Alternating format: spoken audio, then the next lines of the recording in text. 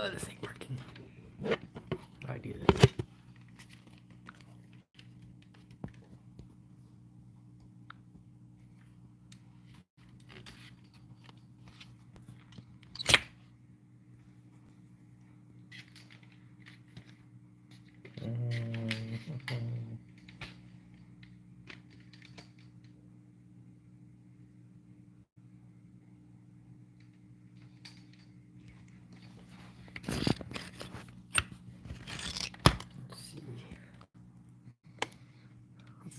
One second.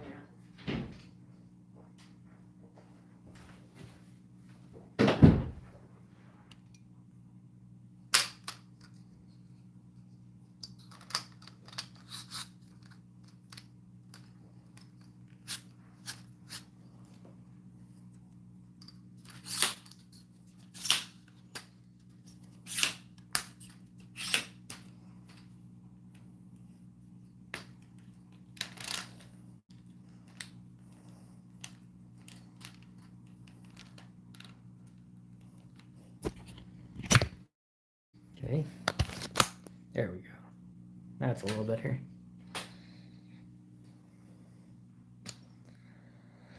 Let's see if people join. I don't know if they will. It's kind of late.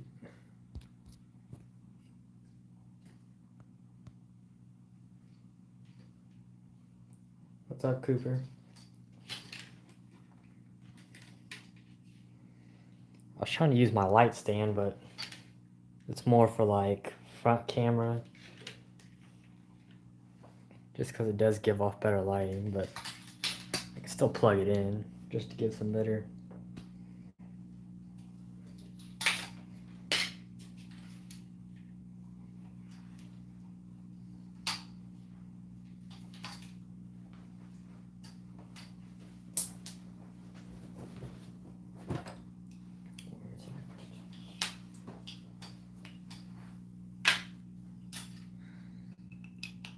Thanks, Cooper.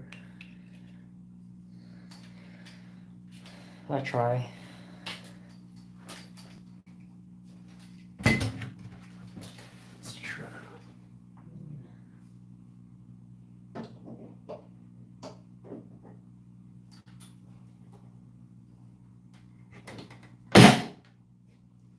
Ooh. What's this one?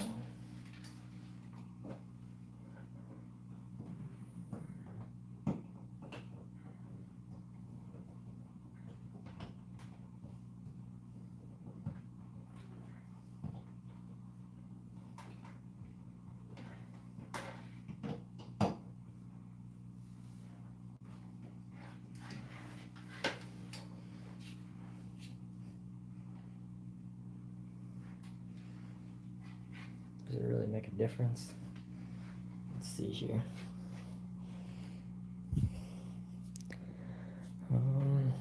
What's up? I guess it does.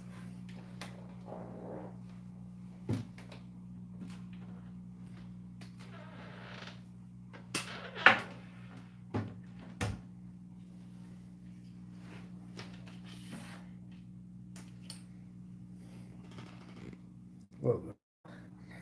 Don't know. Guess we can just have it off in the background.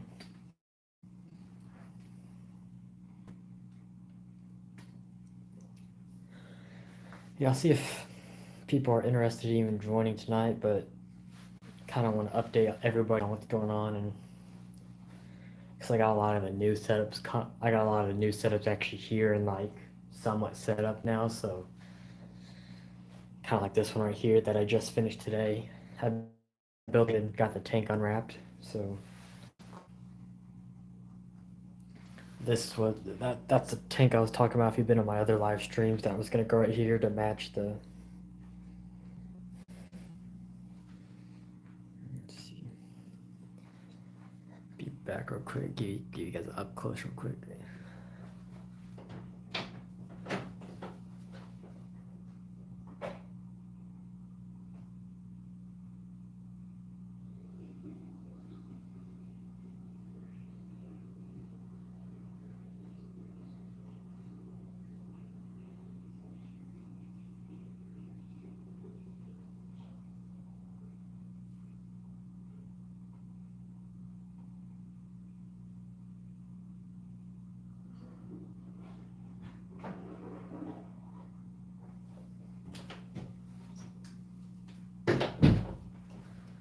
Okay.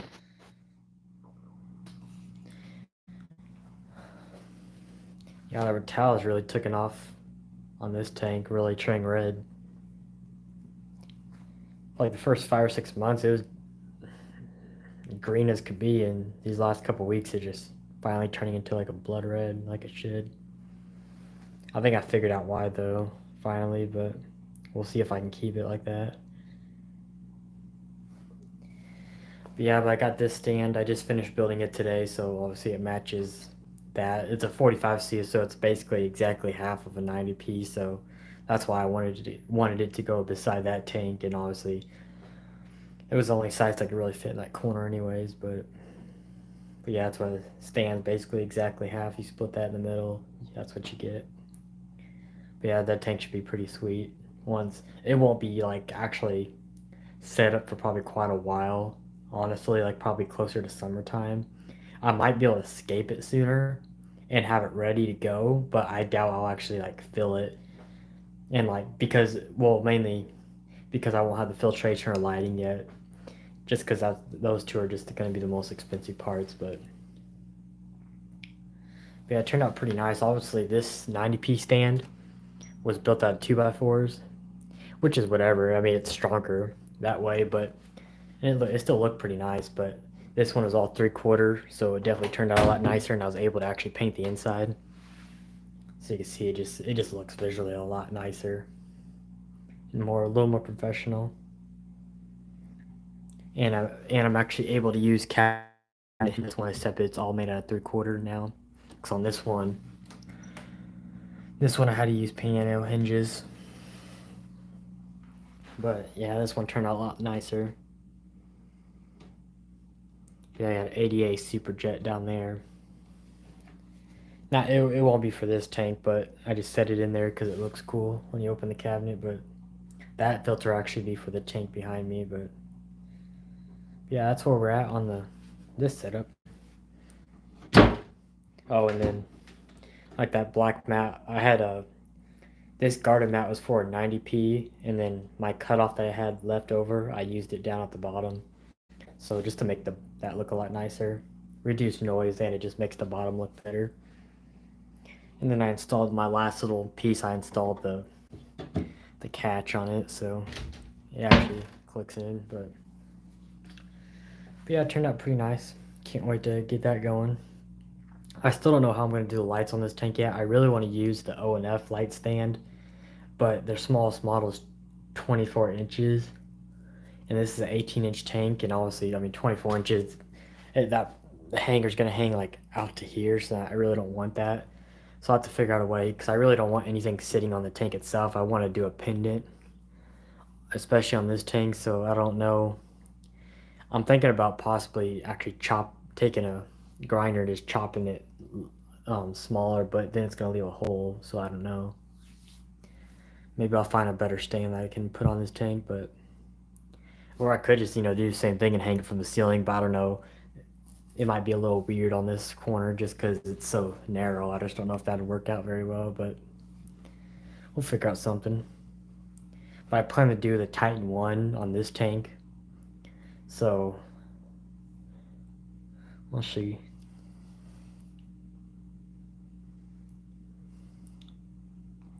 Or who knows? I don't know. Maybe we do just end up doing we just end up putting an actual just light on here, just a normal set stand with the stands on the side. So I don't know, just depends what we decide on. But I prefer pendants nowadays. But if we really have to, we will. If that's the case, I don't know what light I'd go with exactly, to be honest. Maybe just another twin star, but who knows.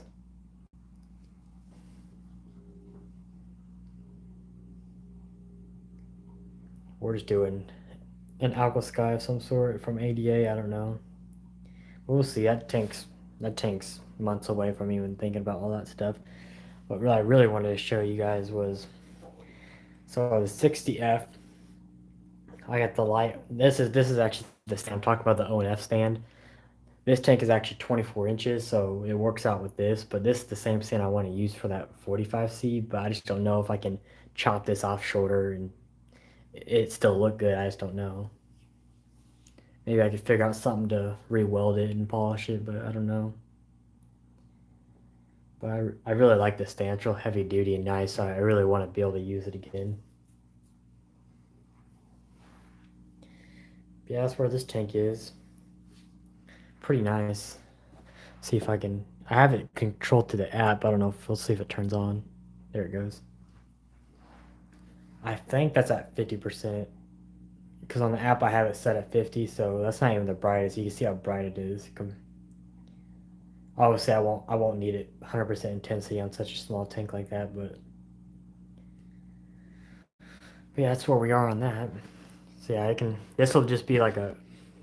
So if you guys haven't been following much, this will be a shrimp tank of some sort.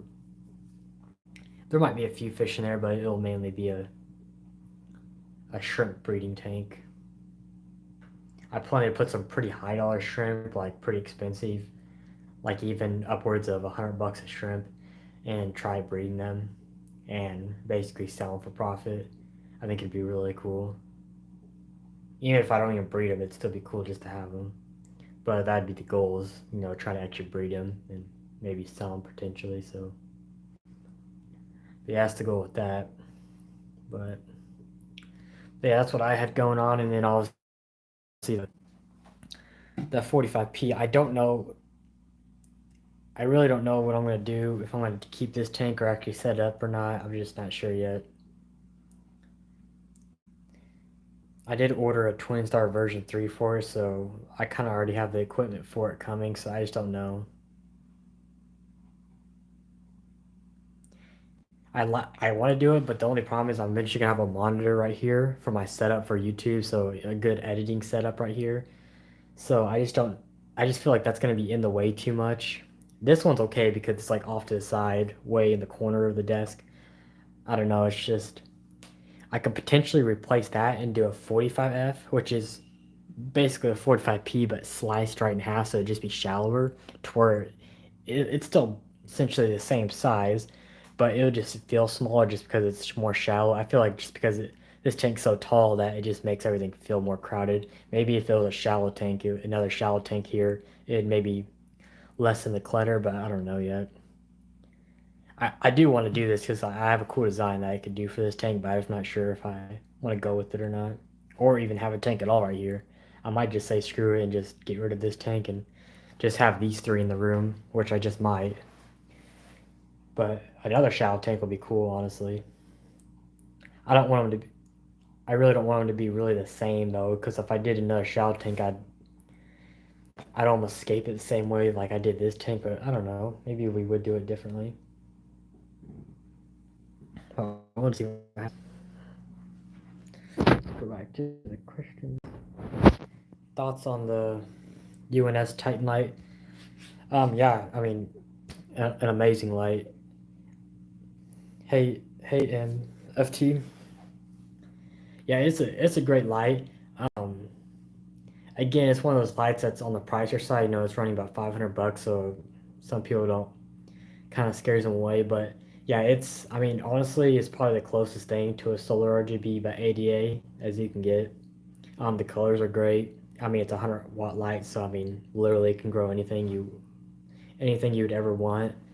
Um, it's not.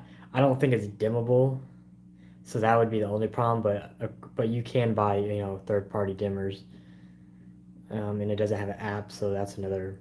I mean, some people that don't matter, some people that does, but overall, I mean, it's an amazing light. There's just a few features that people wish it had that it doesn't, but yeah, that's what I'm gonna plan on using for this tank if I can. I honestly I would just throw a solar RGB on this by ADA and say screw it, but I kind of want to switch it up and I want every tennis room to have a different light just so like we can kind of compare them a little bit. I think that'd be kind of cool, but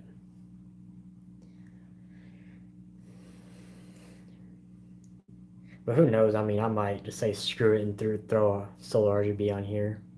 I mean, at that point, I mean, I already can get a discount on it, so I might just do it. But because at the end of the day, I mean, with the discount, that solar RGB might only cost me about $100 more, and if that's the case, then I might just do that. So I might never get one, but we'll see. And it would look nice too, but because this tank will have a solar RGB, I'm gonna replace this Twin Star and put a solar RGB on this tank. So I want to see because solar RGB, just the colors on that light is just amazing. It's so tempting not to just put on every tank I have, but I just kind of have to change it up for you guys.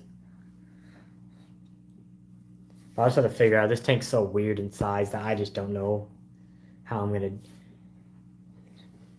do it yet. Cause like I was saying, I wanted to use it. I want to do another O and F stand, light stand, just because I like it so much. But it's 24 inches, so 24 inches is about to the wall to about where that 90p starts. So I just don't want the stand to stick out that much, you know. I really just want it to stop at the end of this tank, and I just don't know if I can chop it off and just shorten it or not. I just don't know if it'd ruin it, but if I can't, then I have to rig up something that I can some L brackets I can put on the wall or something. But I kind of want it to look as professional as possible, so we'll see. I'll keep looking around and see, getting ideas and see what other people are doing, but yeah, if you're just joining, the kind of things we were talking about is I got a video on this coming next week. This first start of the series for the 45C, and I just finished the stand today, so I finished building that, and I unboxed the tank and got that set on there, and then so I got that all built, all nice. I actually have a light coming tomorrow that will go inside here, so when I open the doors up, a light will automatically come on and shine into this cabinet. So a little fancy, but yeah, I got that finished. So like I was saying earlier in the stream, this probably won't be. I could probably get it scaped if I have the materials ready, but I probably won't actually, you know, flood it or set it actually get it going. It probably closer to summertime, I imagine, and it could be sooner. It just depends on how everything else works out. It's just the lighting filters are what's stopping me. They'll just be quite a bit of money, so I just have to wait on that stuff and the CO2 obviously. All that's going to be pretty big money because I'm essentially buying the best of the best stuff, so it just isn't cheap every time I do a tank. So just gotta do one thing at a time.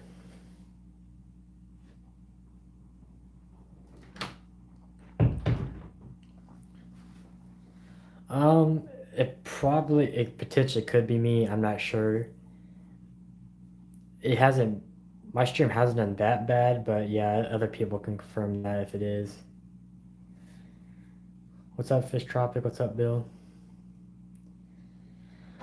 But yeah, and then if you guys haven't seen it yet, so I'll turn back around and kind of show everybody again. But this is the 60F, so I got the light all set up. So this is the O&F stand that I was talking about. So I got that. So this stand is on this tank, but this tank is a 2-foot tank, so it works out a little better. And then this is the O&F flat one that I put on here, so pretty bright. This is only 50% intensity, so it's super bright. I I could turn it up more, but I have to go on my phone and actually turn it up, but which I'm filming with right now, so I can't really put it at 100% intensity right now, but it is pretty bright for only 50%.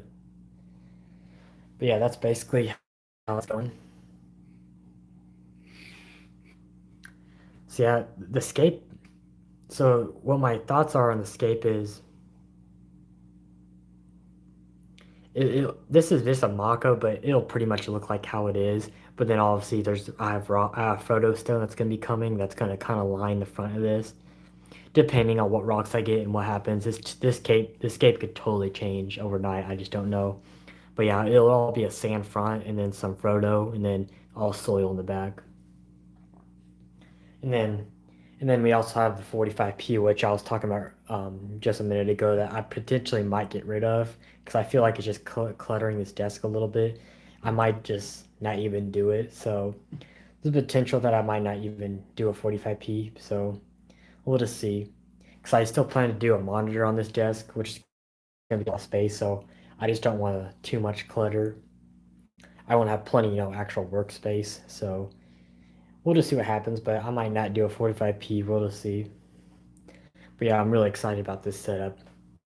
Just because it's smaller and shadow tanks are always fun to do. So I'm really excited about this setup. But now that I have, some of the equipment on there now and actually going to see kind of what it's going to look like. But got to get some zip ties. I still have these wires hanging down. But just got to loop them up like that. But yeah, this stand is really nice. It's really heavy duty. It's all handmade stainless steel. Really nice. And obviously this light's really nice too. But yeah, but like I was saying, if anybody just joined, so basically the stock for this tank is gonna be we're gonna probably do some really high-end shrimp. Which species yet? I'm not sure. I've been looking at a few species. Some Galaxy Pintos, just a name one, but I'm probably gonna end up spending about probably $100 a shrimp. I'm gonna get some really really nice shrimp to put in here, and we'll see if they breed or not. I'll try and breed them, and if they don't, they don't. I mean, we'll still have cool shrimp at the end of the day, but it'll be really cool if I can start breeding them and really make some money off some shrimp. So it'd be really cool.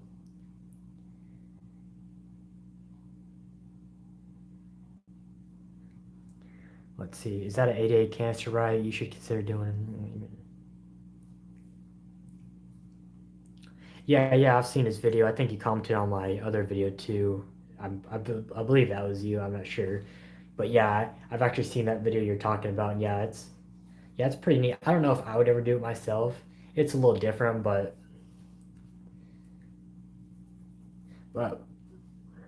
yeah, like you're saying, removing nitrates. I mean, that's never high nitrates has never been a problem for me. So I don't know if it'd ever be worth it to even do something like that for at least for my personal setups. But it's definitely a great way in a different way of filtration for sure for some other people. But yeah, this tank actually the ADA Superjet, that that one, that's a 300. That one's actually going to be for this tank, and then I will get another Superjet for this tank. This tank's actually going to be a 600 one, so that's just in there for now. It's just so I can have somewhere to put it. But so that will actually go for the 60F. Then I'll replace it with a 600 for this tank, and then if I'm doing the 45p, I'll get another 300 for this one. But again, I just don't know if I'm going to end up doing this tank after all. I just don't know. But we'll just see what happens. I would love to do that 45p though. I got some pretty cool scape ideas, but if we don't, we don't. But yeah, so basically this is all the setups that I have going at the moment that's gonna be like pretty much it for this room. So that's all I'm gonna do, and then obviously I'm hoping by this time next year I can get going on the 120Ps. When I mean 120Ps, I mean two. So I'll at least get started on one and see where it goes. I'll have to build a stand and then obviously even try and even order a 120p. I just don't know if that's even going to be possible, especially right now. And then, so I'll try to get one going at least by this time next year because obviously it's going to be very, very expensive. And then if I'll try to do a second one too, have two 120p's side by side. if I have the room to do two. That's what my plan is, but we'll see what happens. They're just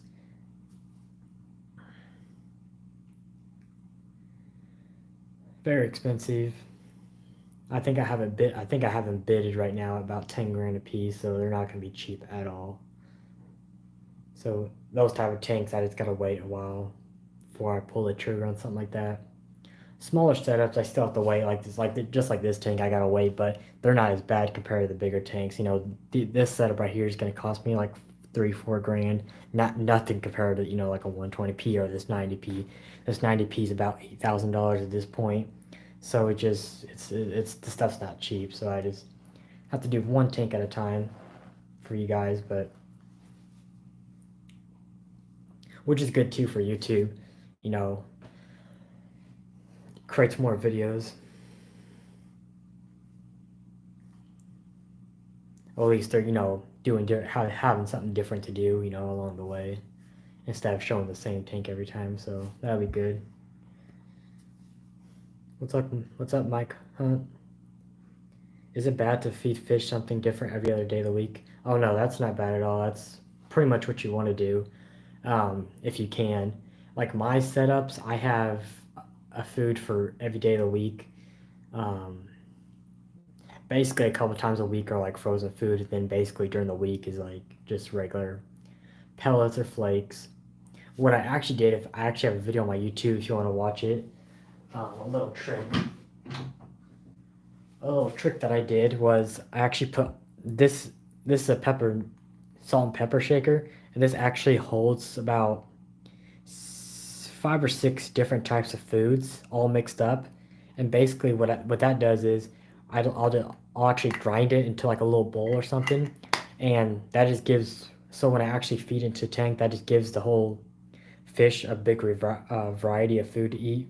So basically, when you do this every day, potentially more than likely the fish isn't going to eat the same thing every day, having this much mixed up. So it's another way of like if some people just don't remember or are too lazy to feed something different every single day. So that's a little trick that I do is just mix them all in one container and grind it up into a cup or so, and feed your fish that way. But it's whatever.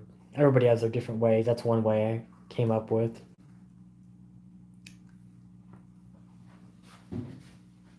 Let's see here.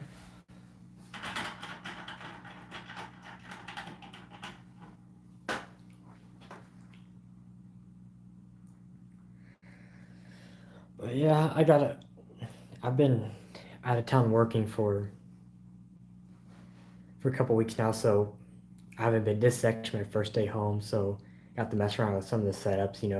Built this cabinet this weekend, and then did all the tanks behind me. But I'll be gone. I'll be gone for another 2 weeks now, so hopefully another 2 weeks I'll be back to normal and can do more live streams again.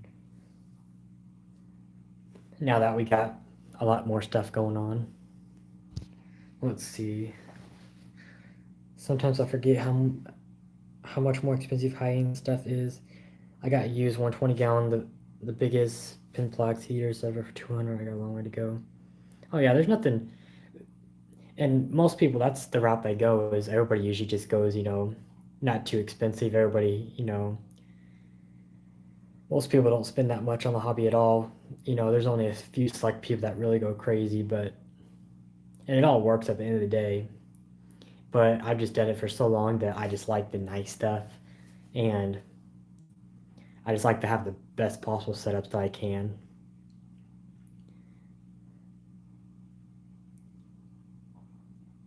And the higher end stuff, it's pricey, but at the end of the day, it makes everything 100 times easier. And obviously, you can create a lot better tanks with obviously better stuff. CO2, having nicer filtration, nicer lights, more money to put into the actual scape itself. Soil plants. So it is nicer at the end of the day, but it's you still do a great tank with low budget for sure. I mean, my 20-gallon was a great example of that. If you guys have been around that long, my old 20-gallon low tech tank, I mean, if you saw that tank, I mean, that was a great tank for, and I mean, at the end of it, I maybe had $1,000 into that tank, but that was like, you know, over time, that's how much I had in that tank. I mean, the tank itself was like 120 maybe. I used hang backs on that, so 30 bucks a piece roughly. And the light was a little bit nicer. It's like $100, but still, I had no CO2, so it wasn't like, I mean, an extra $100 is whatever.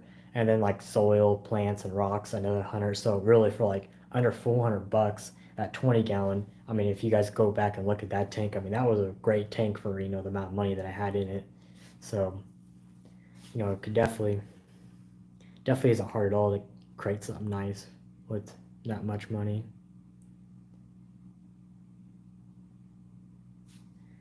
Let's see.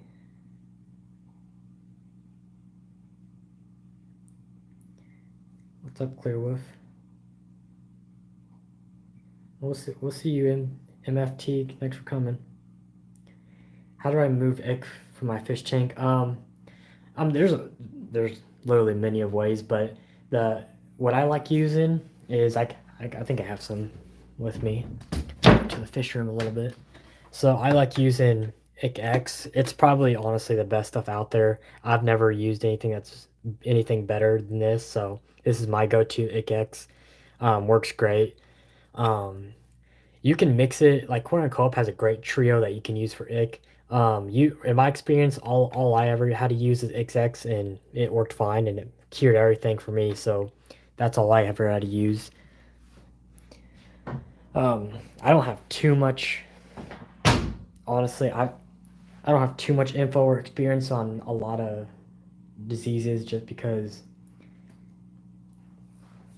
I've never had issues with ick or any of that. I think I've only had ick about twice in 10 years, if that. I actually don't. I'm probably just once, actually. I don't really remember.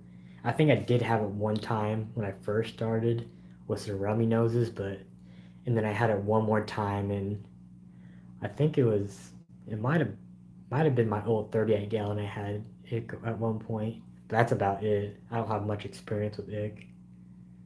I've gotten pretty lucky. JJ's doing his homework by the reminder board on the wall. Yeah, I like to keep very organized. Yeah, I like to write down a lot of information. I also use it for YouTube too to teach people. I know a lot of people are visual learners, so I like to draw pictures too. Let's see here. That makes sense. This may be a silly question, but do you insure your tanks or anything, or you could add it like runners?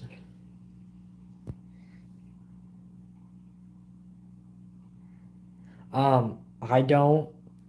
I mean, I don't know if that's even possible. I've never looked into that, but I mean, I personally don't. But I mean, I wouldn't be too worried personally, just because a lot of these really nice tanks that I have, these ADA tanks. I mean, I don't think there's ever been a fail reported on an ADA tank, so I'm not real worried. That's one of the benefits of buying a really nice tank, because it's all German silicone, it's all handmade, so most of these tanks are built to last. So I've never been really worried about any tanks you know exploding or leaking or any of that. But even if something were to happen, I mean, at the end of the day, it's not the end of the world to me. It would suck, but it's just what happens sometimes. Do you use RODI? Yes, I do. At first, I actually haven't, like, my first like 9 years. I never did, but of course, when I started doing a lot of high tech setups, I did switch to RO water. So if we go into our little room here, so I do have an RO system. I got a 7 stage by Bulk Reef. So my main water line is actually right in my closet, so pretty nice and handy. So basically, I just have, and there's a spigot that comes off of it, so my actual water line goes into there, comes out the wall right there, and goes into my system, goes through all that, and then I got my waste container and then my container. Oop, and then got two. It's empty right now just because I won't be doing a water change for a while, but that actually fills up, and then I have two high doors in there that keep circulation in there. So pretty nice. But yeah, that's my setup for that. And then come to water change, I have a pump that I take out the water throughout the window, and then I actually have a pump in the bucket. Then I use this hose, and then I actually a clamp, and I just bring the hose to the tank and refill it from there. So that's kind of how I do maintenance. So pretty easy. Water changes take it takes about a minute and a half to drain the tank to about like halfway. It probably doesn't even take that, probably about a minute. And then to fill it back up takes about a couple minutes just because I don't want to pour it in too fast. So I actually have a little bit smaller of a pump to refill. But within under 5 minutes, I can do a water change on a 50-gallon tank. So not too bad.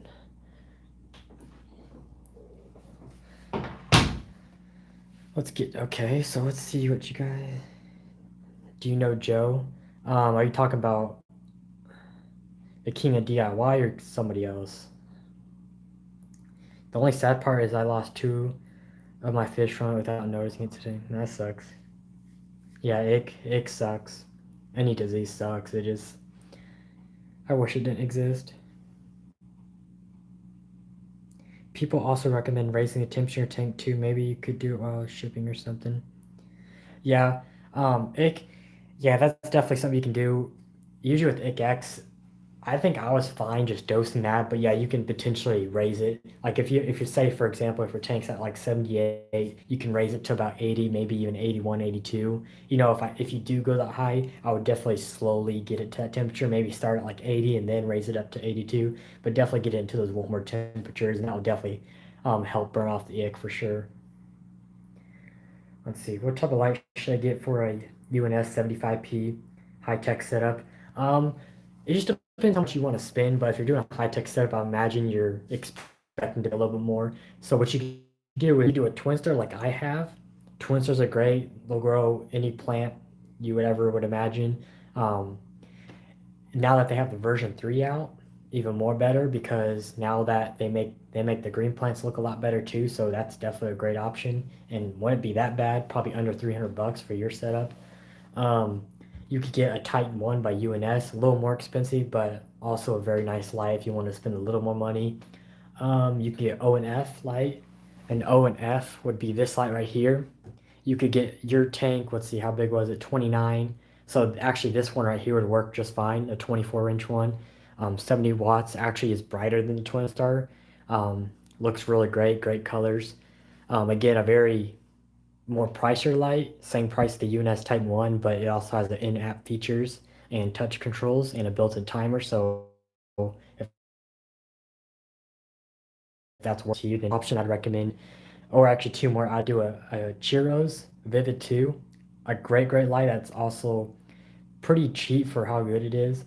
And then my last option, which would be the most expensive, but definitely would be worth it, would be a ADA solar RGB.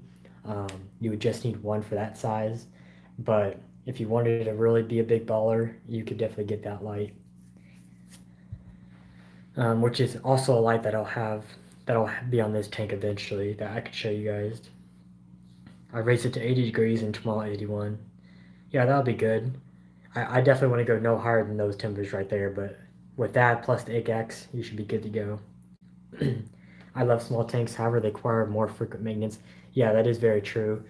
Um, but yeah, just because, in a smaller volume of water, more things are potentially to happen. So yeah, smaller tanks, usually if you do on a bigger setup, you can get away with one water change at 50% a week.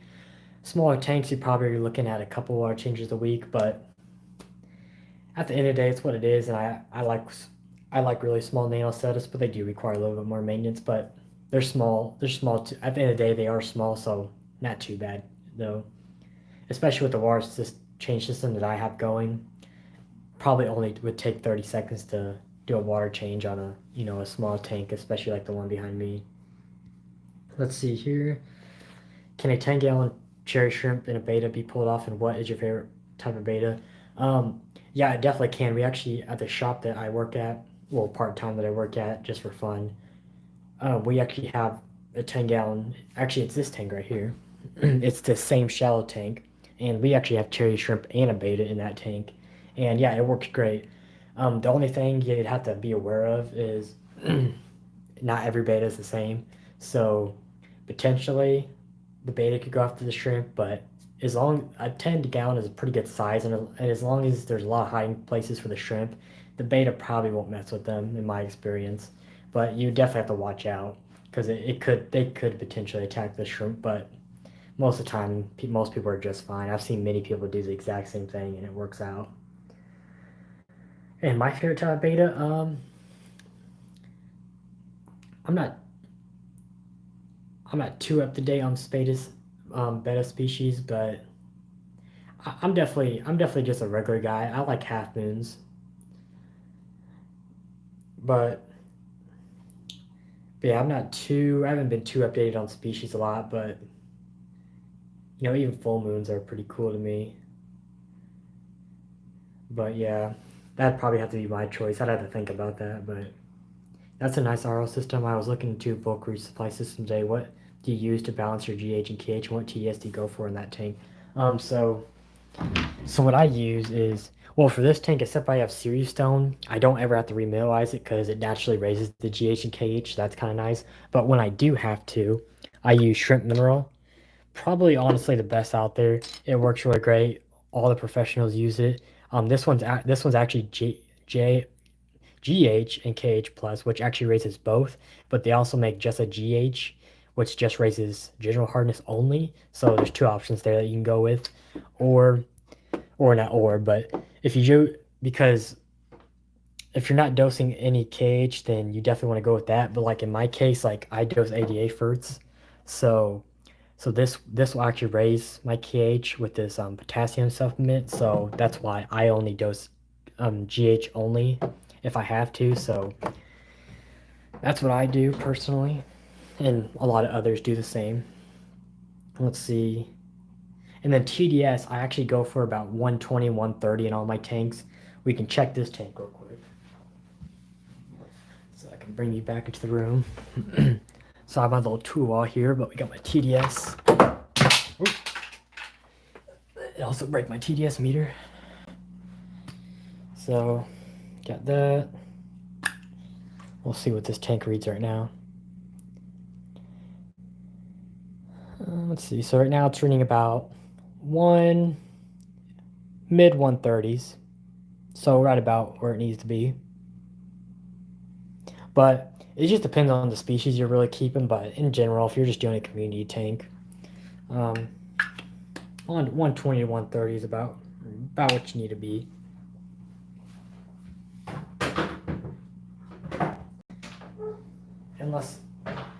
Unless you need a harder water for certain species of fish. Let's see. Can you have too much light? I came up on a free giant hydroponics light that retails for nearly 500, but it isn't sold for aquariums, and they aren't examples of people use it for fish tanks. You could definitely have too much light. I mean, obviously light's the biggest thing that will cause an algae bloom for sure. But you could use it. You just have to find the right, the height for it. You just have to find the right height because, figure out how many watts it is, and figure out how high you need it from the tank, because obviously having it too low could cause a lot of algae issues if it's a really powerful light. But yeah, I mean, if your tank's perfectly balanced and you can balance the light with, your CO2 and nutrients, then yeah, I mean, you should have no problem using it. Let's see. I also have that stone on my ADA 60P. This is great info. Thanks, mate. You're welcome, Gamer Voice. And I also dose 88 ferts. Yeah, 88 ferts they're real expensive, but at the end of the day, they truly give you the best results.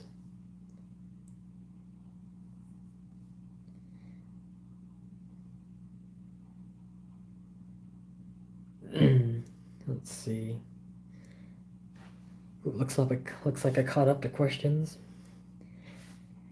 If you guys didn't hear anything I said or need to ask a question again, if you didn't hear what I was saying, you can definitely ask again. I know I talk kind of fast, but I had to get through a lot of questions in that little short of time.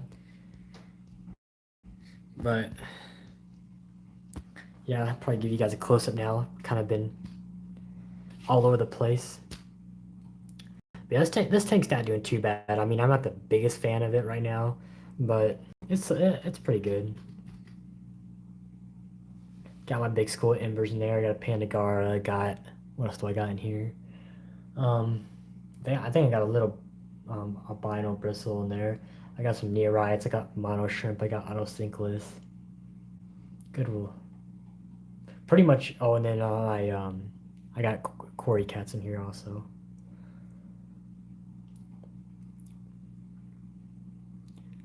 Let's see what pH you run your tank at. I'm at like 6.4, 6.8, and 30. So temperature wise, I actually run mine the same. I run mine 23 Celsius. pH, we can test it right now. Back to the fish room. Okay, so I got my other tool. Got my pH by Hannah.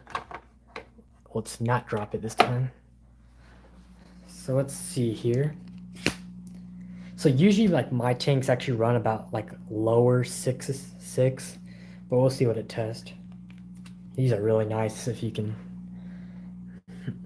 Let's see here. Let's see. Usually it drops quite a bit, but usually like it's reading right now. It's CO2's on right now, so it's gonna be a little bit lower. Probably 6.5, somewhere in there. Yeah, it's probably gonna keep lowering to about like 6.2, 6.3, just because CO2 is running on right now. But once CO2 turns off, it goes back to about neutral. But yeah, don't.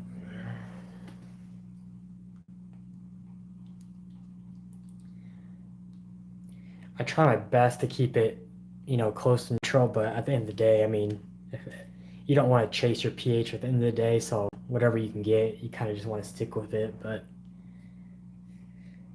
6 to 7 is pretty good though for a planet tank.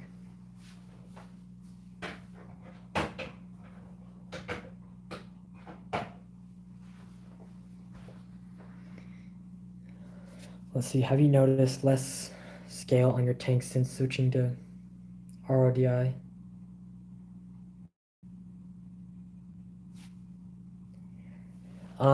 Correct me if I'm wrong. I'm guessing when you mean less scale, you mean a lower pH. If that's what you mean, then yes. Like when I was running tap water, my pH was definitely above 7 most of the time, like 7.8, and then like with CO2 it'd be right at neutral. And then since I've switched to RO water, it's been on like the lower 6 for sure. But I don't know if that's what you're asking, but correct me if I'm wrong, but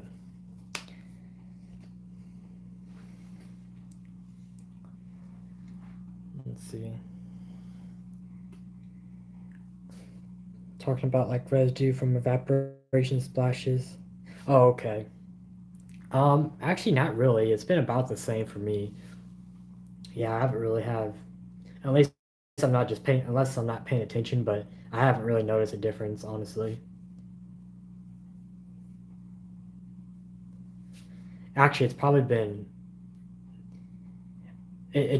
definitely better with RO water just because there's not anything in it to cause residue like that. But I keep my tanks so clean all the time. I mean I wipe them down literally daily, so I haven't really let them get dirty enough to really notice a difference, to be honest. But I'm sure I know from talking to other people that RO definitely makes a difference.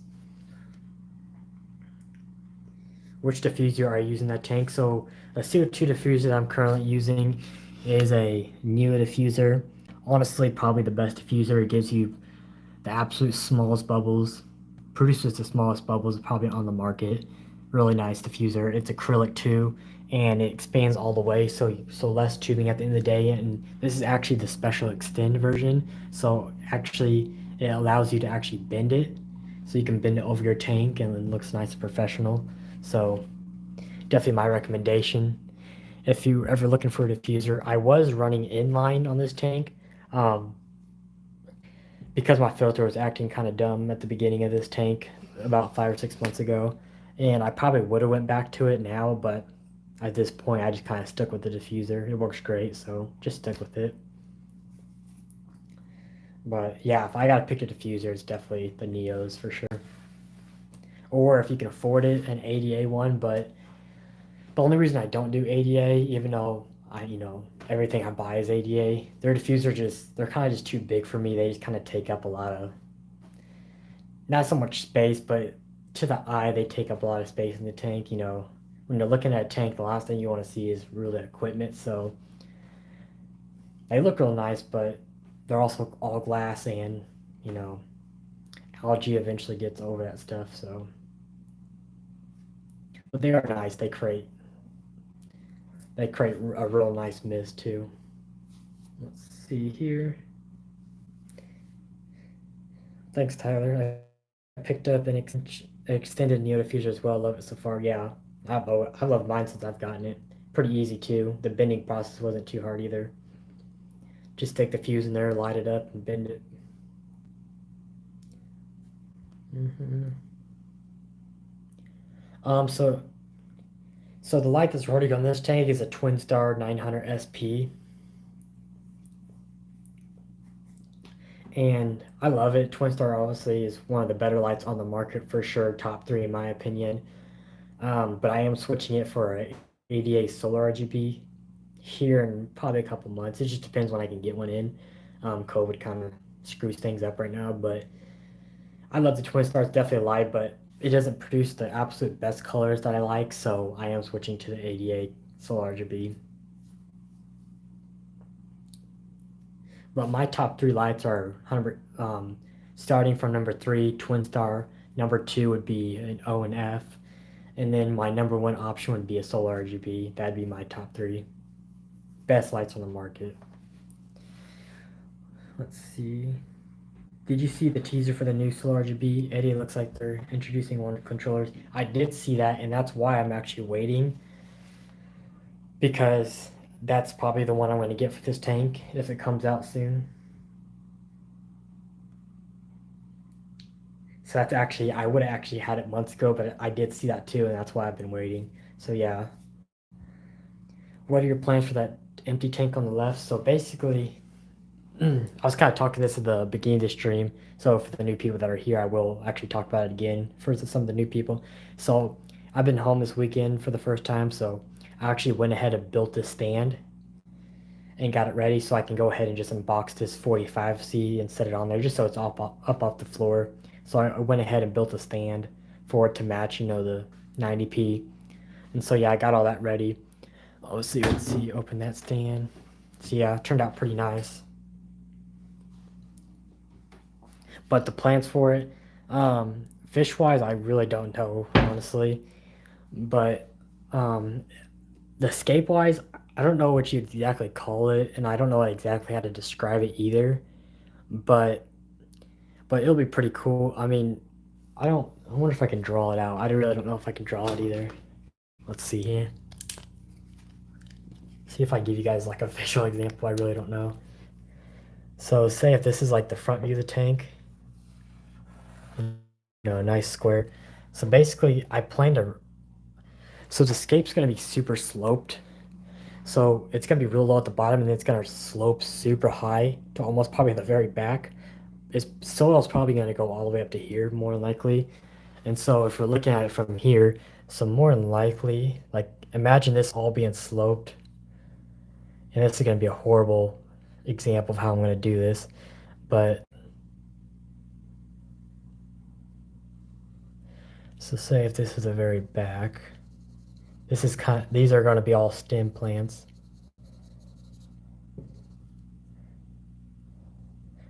And this is a horrible example, but say after, so basically say if this is like super sloped towards the back and you have all these rocks coming in, and then there's going to be a lot of like Monte Carlo and mosses all over these rocks. So basically it's just going to be a super inclined scape, and at the very bottom we're going to have a lot of sand. And then, but yeah, that's, I mean, best way I can describe this. But if we're doing like a side view, it's probably going to be like something like this. Say if this is the sand, You know, you got rocks probably, and then you got the stems, and you got some other plants, for example. So it's gonna be like something like that. At least that's what my plan is. I don't know if that's. I really don't know how it's gonna turn out yet until I actually get the scaping stones, but it's kind of what I have in mind. I have the Aqua Sky RGB. I might sell it and get the new one too. Yeah, it just depends on how much better it is, but obviously I don't have one right now, so it's easy choice for me just to buy the new one. But we have a lot of them at the store that I work at, so I get to work with them quite a bit. Where do I get all my ADA equipment? So the only ADA retailer in the United States, well, they are the ADA retailer of the United States is Alka Forest, and so if you go to aquaforest.com, that they sell everything we could possibly get of ADA in the United States. But that's where I get stuff that I can't get a hold of in most of my equipment. But I also work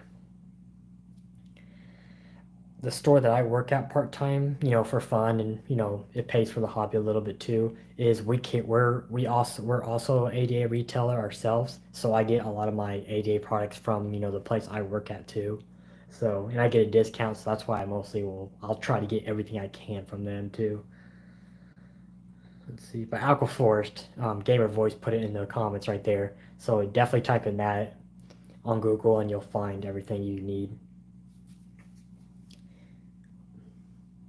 I love the high back, low front scapes with like dressed in having a 80 nature and Brazilian style. Yeah, yeah, I get that's probably a better way to explain Brazilian style. That's probably a good word for. But yeah, I really don't know. It's hard to kind of explain what I'm trying to do, but you guys will see. That's pretty sweet. The Aquaforest is close to you, cause I'd be in there. I'd be in there all the time if I was that close.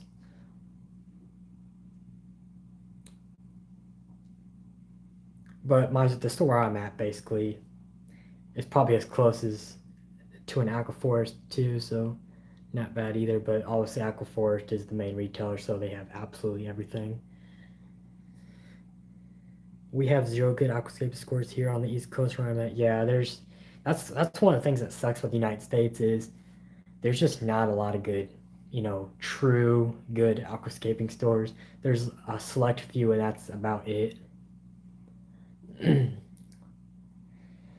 That's why I plan eventually. My ongoing plans is to actually start my own eventually. I'm in the Midwest, but my plan is to actually start my own eventually, and that's kind of my plans to do. Save up a lot of money and actually start my own.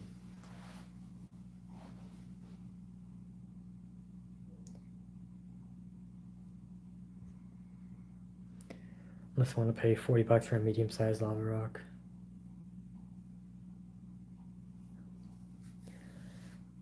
Yeah, that's also what sucks is that's why I'm starting my own eventually because it's just yeah, there's some aquascaping stores, but then at the same time they have like absolutely nothing to scape with.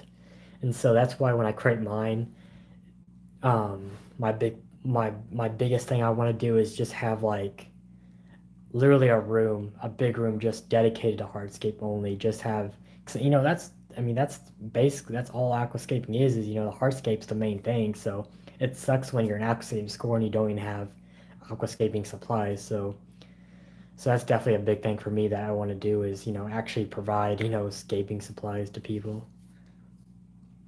All the wood in the world, all the rock in the world. And definitely have choices instead of having a little crate to choose from.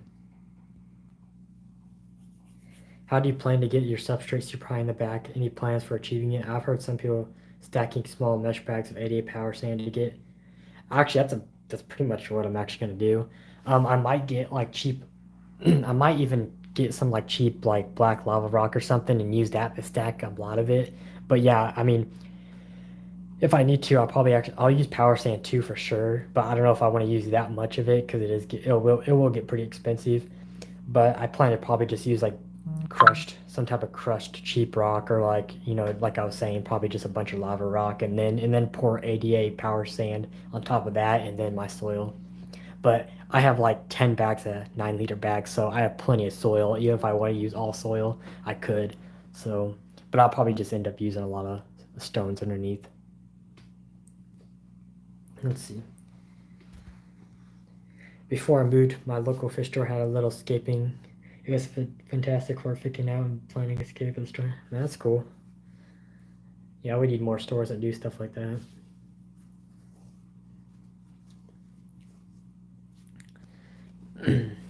But yeah, if some of you guys are just joining, so like obviously we talked about this tank for the future of that, and then obviously you guys have seen that tank. Um, obviously this tank that's going to be going on my 60F, my future shrimp tank. That'll be pretty neat. Let's see. You can also use safety orbs and bags. They have really high C, so you can charge it pretty easily with nutrients. I'll strip your water first though. Yeah, yeah. There's a lot of good ways to do stuff like that. And I've seen many people do it. I'm not sure if I'll do all that, but I mean, we'll see. More than likely, I'll just probably get a bunch of lava rock or something, but just because it won't be lava rocks, I mean pennies. So, but yeah, I mean, and another reason why I want to do that in my personal is just because I will have, you know, power sand in there too with ADA soil, so that would just be a lot of nutrients and a lot of potential for algae to grow at the beginning of the setup. So if I can limit that as much as possible, I will. Lava rock is a smart choice. It's inert, so it'll work out and provide good aeration and biological filtration. Yep. Yeah, that's pretty much why a lot of people use it. That, or I've seen people actually use matrix, which that would get very expensive very fast, but that'd also be a good option too. The crystalline structure of the clay and negative charge apparently also attract ammonia ions. O and F on the 6E. Yep. I've seen them use lava rocks in the ADA view tanks in their galleries in Japan. Yeah, actually, where I got. That's probably where I saw it too. To be honest, I've done it at the store too myself. I've done it in my personal sodas, but I think I was watching some ADAs last night and other nights when I was where that really where I really got the inspiration for that.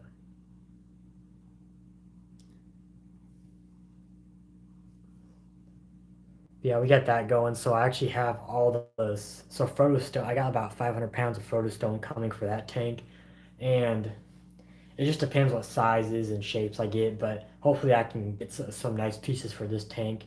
So this will line this front, and then I'll have sand in the front, and then obviously the back will be pretty filled with soil. But that's pretty much all I have planned out for that tank at the moment. But we'll see what all happens. Yeah, this pretty much is a mock-up, but this is pretty much how it's gonna look though. But it'll change a lot once I get stone and, you know, start pouring some soil in here. It will look a lot different, but this is pretty much what it'll look like for the most part. You'll at least expect this. It's pretty similar hardscape, but then obviously, like I was saying, I got this 45p that I may or may not even use at this point, but it's there if we ever want to use it. But yeah, this O&F has been pretty nice so far, but I'll definitely have to lower down the intensity. It's way too powerful for this for such a shallow tank. But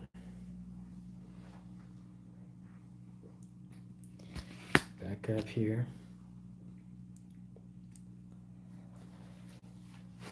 Let's see.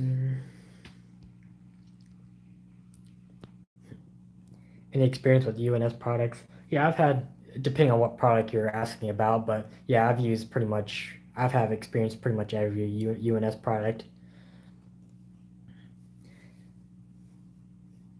I've used I've used a lot of them personally, but I've used a lot at my store and all that where I work part time. I've used a lot of their products too, and I've used a lot of their product personally in the past too. At the moment, At the moment, I don't know. I really don't have much UNF stuff at the moment. The only thing I possibly would have would be like I have all their tools. So I have UNS, all their aquascaping tools right here. I got the limited edition black plasma rack, so that's pretty nice. Like, I don't know if they actually sell it no more, but yeah, I got a hold of those before they sold out. I'll probably eventually upgrade to ADA tools. Not that these are any bad or anything, but they are getting pretty dull at this point. What's up, Elijah? Looking at picking up one of their tanks shortly. Oh yeah, this 90p is a UNS right here. Everything else is ADA, but this 90p is actually a UNS. Real nice tanks. Nice 45 edges. You can see. So definitely a real nice tank. Definitely the second best rimless tanks on the market. Obviously number one being ADA, just because their glass is definitely clear, but the UNS are also great tanks. What's under the hood of that 90p cabinet? So I can show you guys real quick. So basically, let me take this phone off the tripod here so I can show you guys better. So the filtration wise, we got Owaza 600 thermo running this. Again, probably I like this filter a lot, especially with the integrated heater. Probably will switch it out for a superjet at some point in the future. If whenever that's not a big priority right now, but eventually I probably will switch it out. And then I got obviously my 5-pound CO2 GLA regulator running that thing. And then yeah, that's pretty much all I can really show you guys. There's not much other than a bunch of cords and timers, but yeah, obviously, and then that tube runs up into my diffuser, so pretty simple. And then other equipment, just while we're here, got the twin star diffuser, not diffuser, algae inhibitor, and then got a hydro right here, and then I got an E-Time 350 camera on the top right there. Screw that. Let's see. I've had 5 or 6 tanks for the last 40 years, off and on. How far the tech has advanced is amazing with LED lighting, filtration, substrate, how much easier. Yeah, you're definitely right about that. I mean, really, just in the last 10 years, how much it's changed. I mean, just in the early 2000s, and then especially now, even like I was saying, even just 10 years ago, how much it's already changed. Yeah, I mean, who knows in another 10 years what we're going to get, but yeah, everything's just so much easier these days. Definitely easier to achieve a lot of great tanks with the technology out these days. Have you thought of switching from Brighty K Neutral to Brighty K now that you're on RO? I use. So funny you say that. So I actually do have both. I've been using Brighty K for actually ever since I got RO water. I've been using Brighty K now. So yeah. So, but I still have, I still have some Neutral K left, but it's just here for looks at this point. But I did switch. But got our fish frame collection's getting pretty big. If you guys haven't followed my Instagram or any of that, but yeah, I almost got this board filled. But this is all other fish. This is about 500 or 600 people. This is all other fish YouTubers that have sent me their stickers or logos that I've all planted on this wall. So pretty cool. If you guys haven't seen that, just thought I'd show you guys that real quick. But some people don't know I have that. Have I noticed a difference? I mean, they're both potassium, so really, I mean, they do the exact same thing. The only difference between the Neutral K and the Brighty K is one provides KH and one doesn't. And so when you go to RO water, well, you don't have KH in the water naturally, so you gotta supplement that with just a regular Brighty K. But if you have top water and already have KH, or if you have serious stone like I do and it naturally raises it and you don't need it to raise more, then yeah, you'd use the neutral, which doesn't raise it at all. So that's the only difference. What strong light do you recommend for a 60p? You have quite a bit of options, so it just depends if you want to do a pendant or not.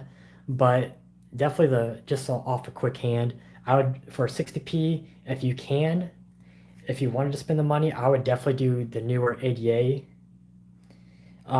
light that fits the 60p perfectly. I think the only size they make is for a 60 centimeter right now, but the ADA light for 60p you can do a twin star 600. Which one doesn't really matter if you're going for strong light. I'd definitely get the S series twin star. They make the version 3 now too, so even better. For 2 foot tanks, you can also do what I have over here, which is a 2 foot O and F light. Also good. Definitely, again, a little more money, but definitely a highlight. And pretty much for 60p, that's all I recommend. If you wanted another light that if you wanted to spend the money would be the UNS Titan 1. It runs about 500 bucks, but also is a very strong light, 100 watts, great colors. Let's see, Twin Star Cheers RGB Vivid 2. If it's between those lights, if you don't care about looks, definitely go with the Vivid 2. Way better colors than the greens and reds. Twin Star really focuses on the red plants, but like I was saying, if you go with the version 3 that just came out about a month ago, they really improved the greens on their Twin Star version 3. So really at this point, it's whichever one. I think the Twin Stars look a lot prettier and look a lot better if you really care about looks, but if you don't really care about how, the light looks on your tank, then I definitely do the Vivid 2.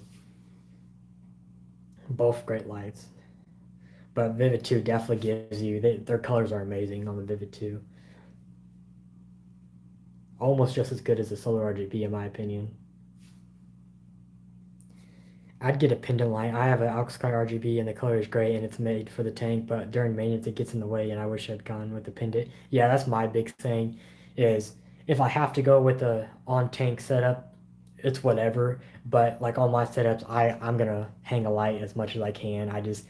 And plus just for cleaning wise, I just like being able to wipe all the edges of my tanks. It just makes everything a lot easier. So if you can go with the pendant, I would definitely recommend that more. But if you can't, no big deal. Doesn't It's not the worst thing in the world, but it definitely makes a lot of things easier at the end of the day. Do you know anything about the Aqua 4 CO2 gauges, the Archella Duo gauge? Thinking about getting one. Yeah, we actually use them a lot at the store. Really great. Yeah, they're really great.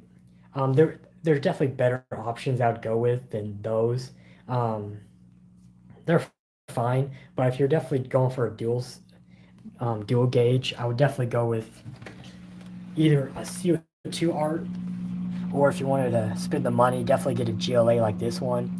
This one is top of the line on the market, so best one on the market you can get.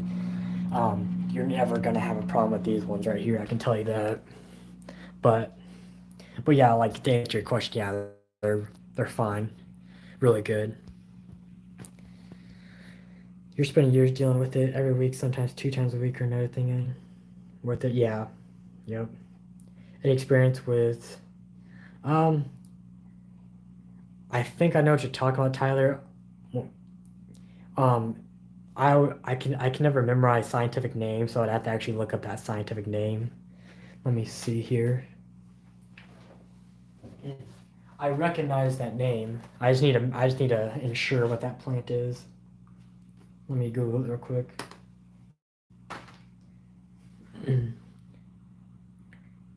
That's one of my bucket lists is to memorize all the scientific names of fish and plants too, just so I have both of the names memorized. What do you think about the Fluval 3.0? I can't talk today. Yeah, great light.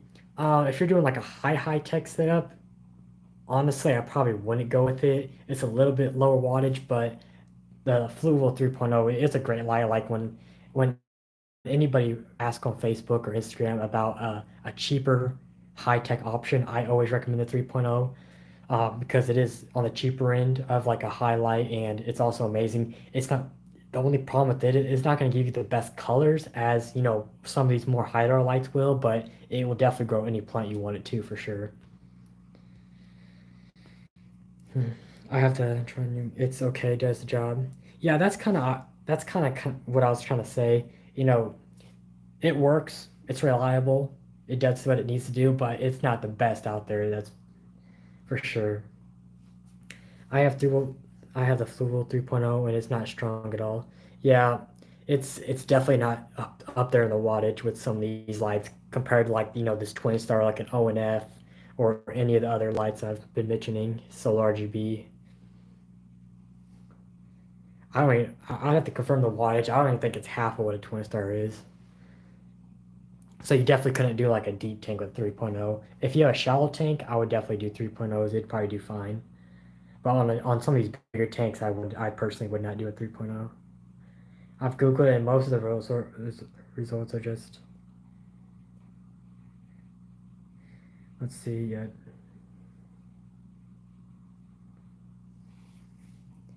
Yeah, like we were saying, yeah, it does the job, but there's better options for sure. But GLA, if you're looking for the absolute best, that's definitely check out CO2 art also, because their duos are also half the price, and they're really reliable too. So many professional aquascapers use CO2 art. Hey, what's up? It's good to see you too. I have a 40 burger and it works perfect at 3.0. Yeah. Yeah, when tanks aren't that deep, yeah, 3.0 does the job perfectly fine. And so many people use it, especially for grow out tanks and all that. 3.0s are definitely the light. But if you're trying to do some high-end aquascape, I would definitely look into getting something a little bit better, but does the job for sure. Let's see. LED lights are the go as they penetrate the water column more efficiently. The old fluorescents were more of an ambient light and mostly useless. Yeah, yeah, that's definitely true, and that's also true with reef tanks. Also, LED lights are just they're really a way to go these days. Yeah, CO2 are, yeah, definitely look them up. I think you'd be surprised. Um, a lot cheaper than GLAs, but they're also, so many professionals use CO2 are also, they're very good for how cheap they are too. Personally, I'd probably actually get CO2R over GLA just because how good they are for the price. But I just always go back to GLA because I know they're the best, but CO2R is definitely like the top of my recommendation list for anybody trying to do CO2. Just because if you're trying to spend literally all your money, because the CO2 arts cost around 150, GLAs are going to cost you about 300 for the most basic ones. So, but I've never seen people have problems with CO2 art, so definitely a good regulator. UNS has pretty good regs as well. I love mine for, yeah. UNS also does make they're also the same price as CO2 are also. I've definitely heard good things about them too. I personally haven't used them or actually seen them myself yet, but definitely an option I recommend to people too. Because I know a lot of people that I know use those too and say they're pretty good. Let's see. Let's see. Nature Aquariums. Let me look up that. I'm pretty bad at knowing names off the top of my head. Let me see this real quick. Especially scientific names. Let me see. More. Let me see. Just looking at the name, I probably haven't, but let me check.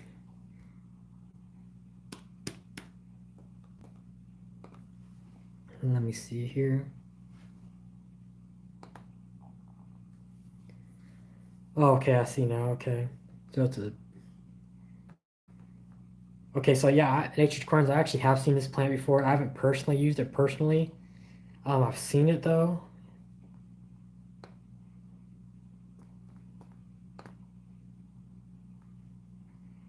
The only information I know on about it is a boost, so it's not a very it's a very low tech plant. So glue it to rocks, glue it to wood. It doesn't need to be buried in the substrate. Obviously, it has a ribosome, um, so not a very demanding plant at all. It's pretty easy.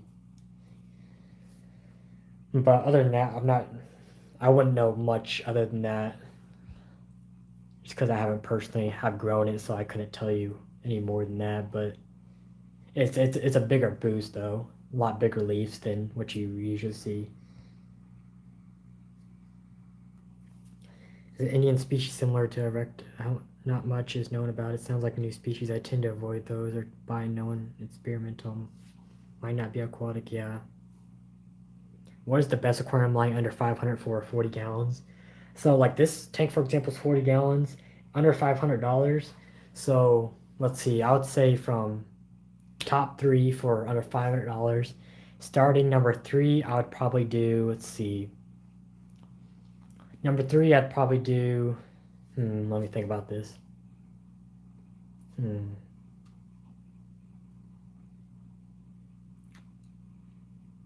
Okay, here's my top three. So starting number three, I'd probably do number three would be a twin star for 40 gallon. You'd probably be looking at the 900. My second option would be probably. I actually don't take these in any particular order because obviously all these are pretty good. So probably twin star, a UNS Titan 1, or a Vivid 2 would be my top three lights for 40 gallon under $500. It looks like a Boost and a Nubius had a baby. Yeah, yeah, you're exactly right on that.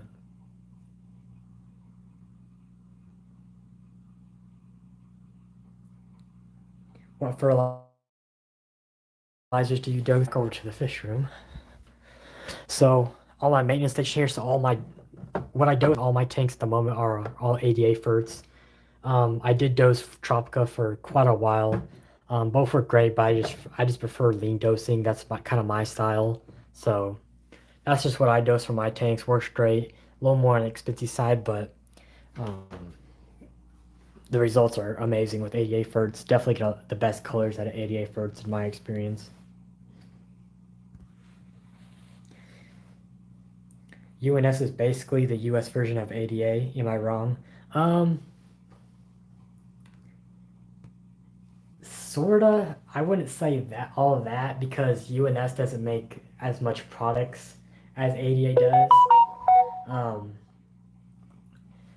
UNS, like if you're talking tank wise, yeah, they both make rimless tanks. They both have their RGB lights. So yeah, they're very similar, I would say. But they don't like produce lily pipes. They don't produce nowhere near the filters that ADA has. They don't produce anything like fertilizers, or their substrates aren't as good as ADA's, but they have some similarities for sure, I would say. But the United States also has ADA products also, so really, but most of the time when people are wanting a cheaper option of ADA products, then yeah, most of the time I do see UNS being an alternative for ADA for sure.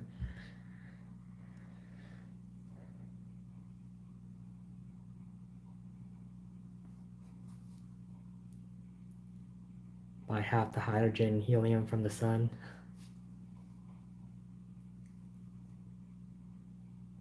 Hey, $500, that pretty much. I mean, that gets you the best light, other than like a ADA solar RGB that I'll have in this tank. That light itself is 900. This light, I think I paid like 350 for this one, and then this O and F's actually 500. This flat one. Let's see. I'm gonna start mixing my own first soon. I got green leaf aquariums dry ferts. Actually, yeah, I've actually used those before myself too, back in the day. Yeah, they work really good. You just have to, if you never mixed ferts before, it can get kind of confusing. But yeah, it definitely, if you're doing bigger setups, dry ferts are definitely a way to go. They'll last you a lot longer for sure.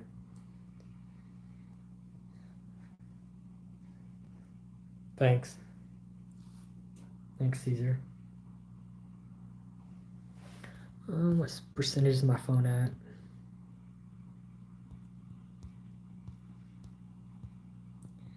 20%.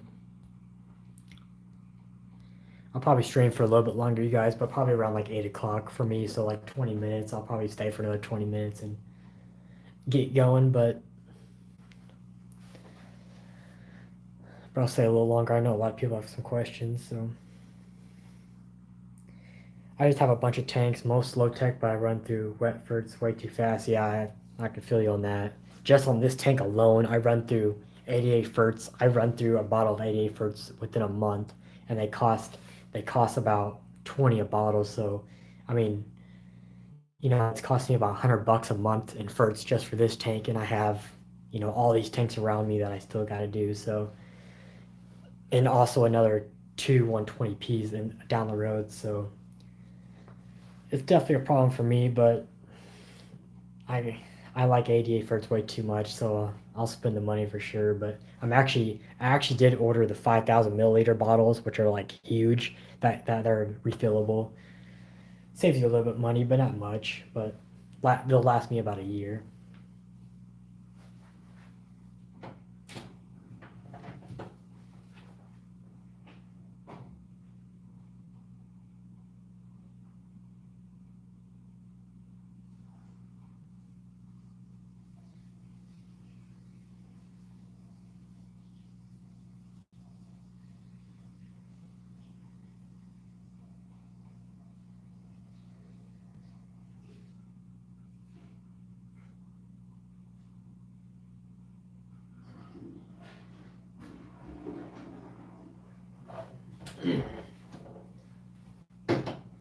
Okay, let's see.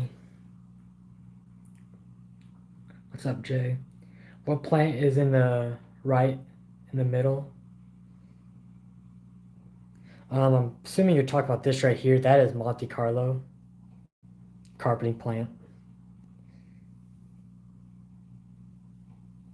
Yeah, I wouldn't say I was a budget before. I mean, I just didn't have money before, so I just have money to, spend on tanks. But I just like, I just like this stuff too much, and I also like nice stuff. So I always go all out for a lot of my setups, but it's definitely not definitely needed. But I just I like the look of this nicer stuff for sure. But definitely can you know, achieve the same results with a lot of the cheaper stuff too. It just sucks. I just have an expensive taste for aquariums, but it's what it is. Just what I've grown to like. How do you get those back plants on the top of the rocks? Um, if you're talking about like where I got them, or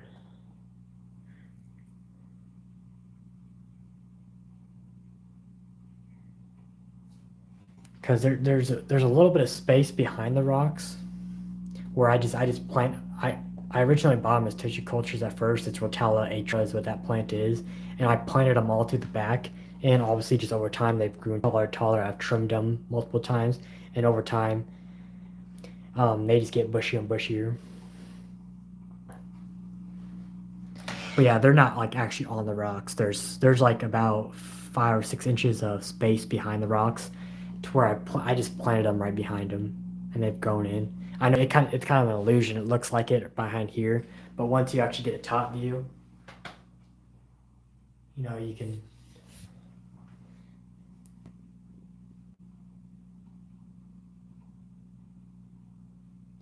Yeah, Atra is definitely becoming one of my favorites too. I am prone to breaking stuff, so I'm playing it safe. Those glass lily pipes are so nice looking, but I have most definitely broken them, clean them. Yeah, that's why like ADA pipes, especially, there's a reason why they make special, I can't talk, certain spring brushes for their ADA pipes, and they don't just sell them just to sell them. They sell them for a reason, because they're made to perfectly fit their lily pipes. And if you've ever tried to put a bigger spring brush in a glass lily pipe that doesn't fit, you'll know that it breaks pretty instantly. And I've broken a lot of lily pipes. I can tell you that. The amount of money I've broken in lily pipes. And it's not like my personal ones. It's been like at the store, other people's setups. I've only actually broken my personal lily pipes only once, and it was actually this one right here, this intake. I set it on the floor for like, usually I set them on the tank or somewhere up high, and the one time I put it on the ground, I step on it and shatter it. So definitely sucks.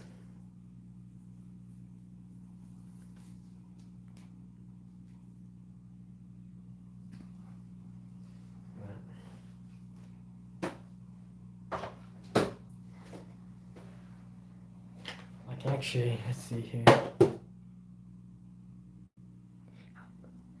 Have I ever kept valves in area, and how did you, or if you did you have any tips?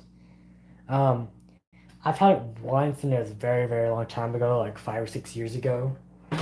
Um, really good low tech tank. It grows ridiculously fast. You know, really tall too.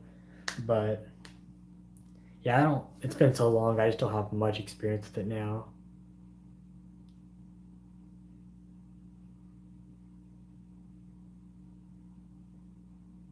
Yeah, I don't think I had tips.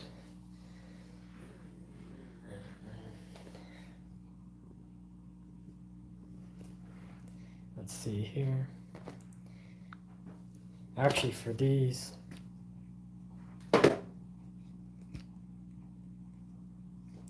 um, let me switch out the light.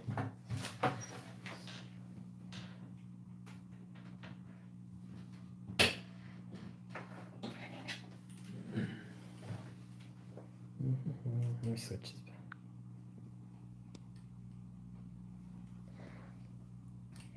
This one right here is an ADA 45C, so an 18 by 18 by 18, roughly like 24 gallons. I just built the cabinet today, so that's all new. Well, the whole setup's new. I just now set it up though.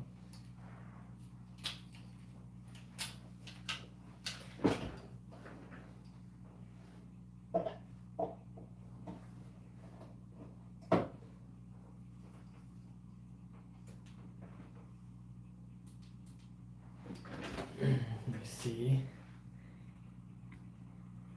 Have you done filter maintenance on a super filter jet? Yeah, I have. I've had them in the past, and then at our work we've had them.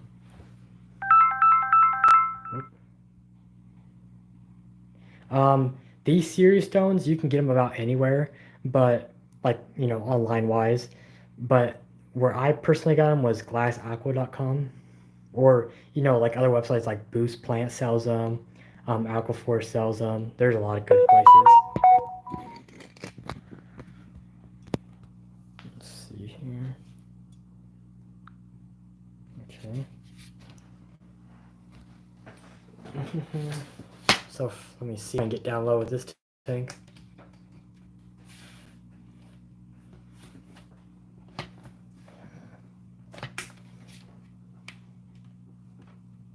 So I actually got the lily pipes for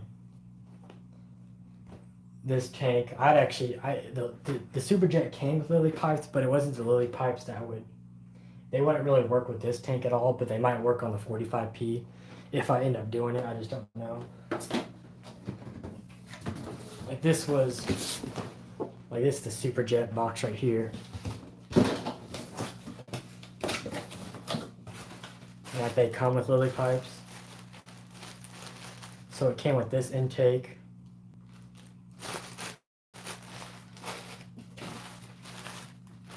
And then it came with the spin pipe, which won't really work on that tank just because it is a longer tank, and the spin pipe is meant to reduce flow, so it won't really work out on that tank. But, and the intake, if you guys see, like this intake is really big, so obviously if you see, if I put it in there, it hits the bottom, so I can't use it anyways. So I actually ordered a smaller or a shorter intake from ADA. But the lily pipe I'm actually going to go with this tank, where did I put it, is the Mini P1.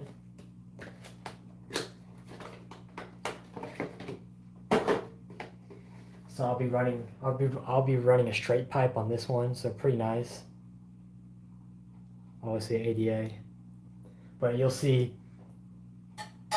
it's pretty nice on there. And obviously with it being straight piped, the flow will just basically go straight this way. So yeah, I just want to show you guys that because I had that in there. But let's see here. Let me go back. There's a lot of comments ever since then. You got one of Priscilla's K's prints.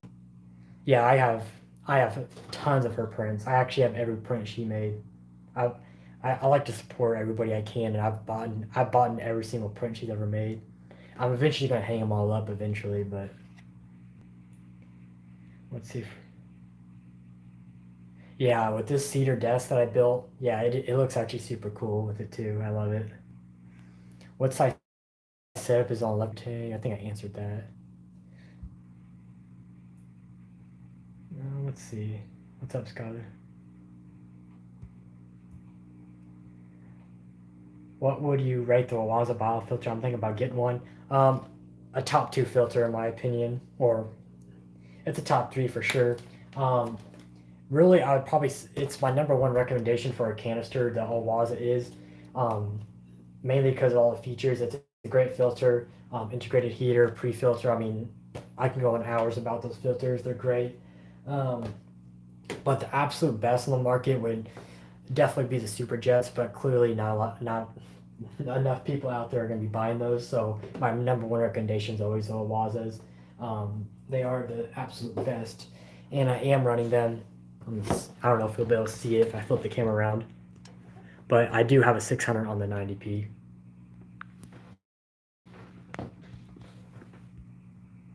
Let's see. Do you know what would be cool and probably the totally pointless 88 rimless cichlid tank? I don't see anything pointless in that. Don't tease me, I'll do it.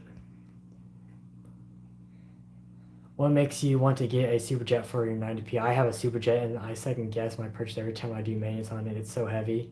Um, it just it's better made. It's their pumps are amazing. They have literally the best pumps in the world on those filters. Yeah, the maintenance is a little bit more difficult on the ADAs just because there is, unlike the Wazas where they have the pre-filter, it is a lot easier. I will say that, but the ADAs overall are just a better filter, for filtration wise and build quality wise. That it's just worth it to me, and I don't mind doing the maintenance on a Superjet. So it'll always be my option, but yeah, I totally agree. The fish that are in that 90p right now, I have about 30 or 40 Ember Tetras, and then I have some, I think 12, about a dozen Auto Sinkless. I got Panagara, Bino, Bristlenose. What else do I got? I got some, I think like a trio of Quarry Cats. I might have five in there, I'm not sure. And then a bunch of mono shrimps, like 30 or 40 of those. And then I think that's it. Oh, and Nearite Snails, if that even counts. Like the invert. But yeah, I think that's it at the moment.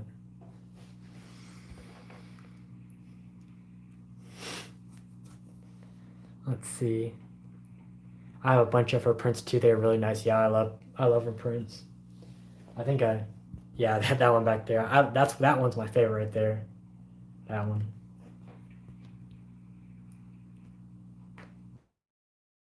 Don't tease me. Yeah, Skylar. That's not just in aquariums either.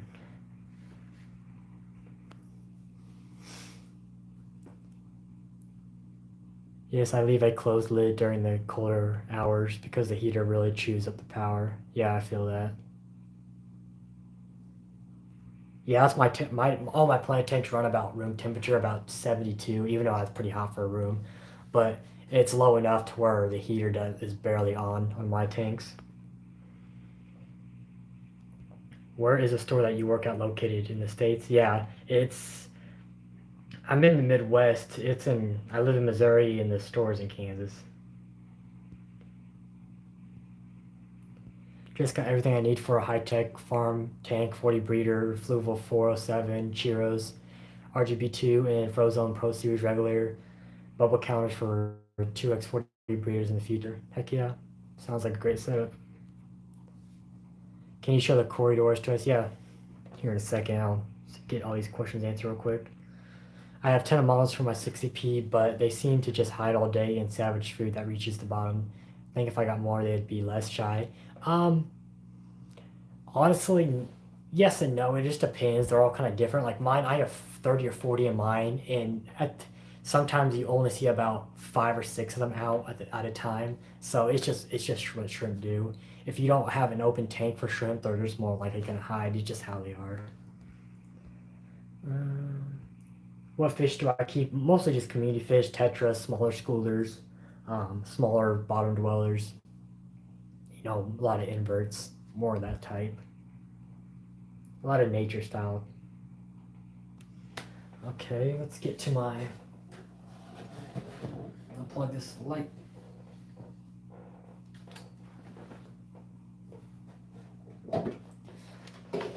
Okay, let's flip this thing back around. So the Corridoras, I actually have some really nice rare types. Pandas, they're a little different. Oh, I scared them away. But see if they'll come back out. But yeah, we'll see if one of them comes back out. But yeah, they're pretty nice if you got a quick glimpse of them. Got my Panda Gara right here. Pretty nice. He'll get really big, so I won't have him in here for very long, but a beast of an algae eater.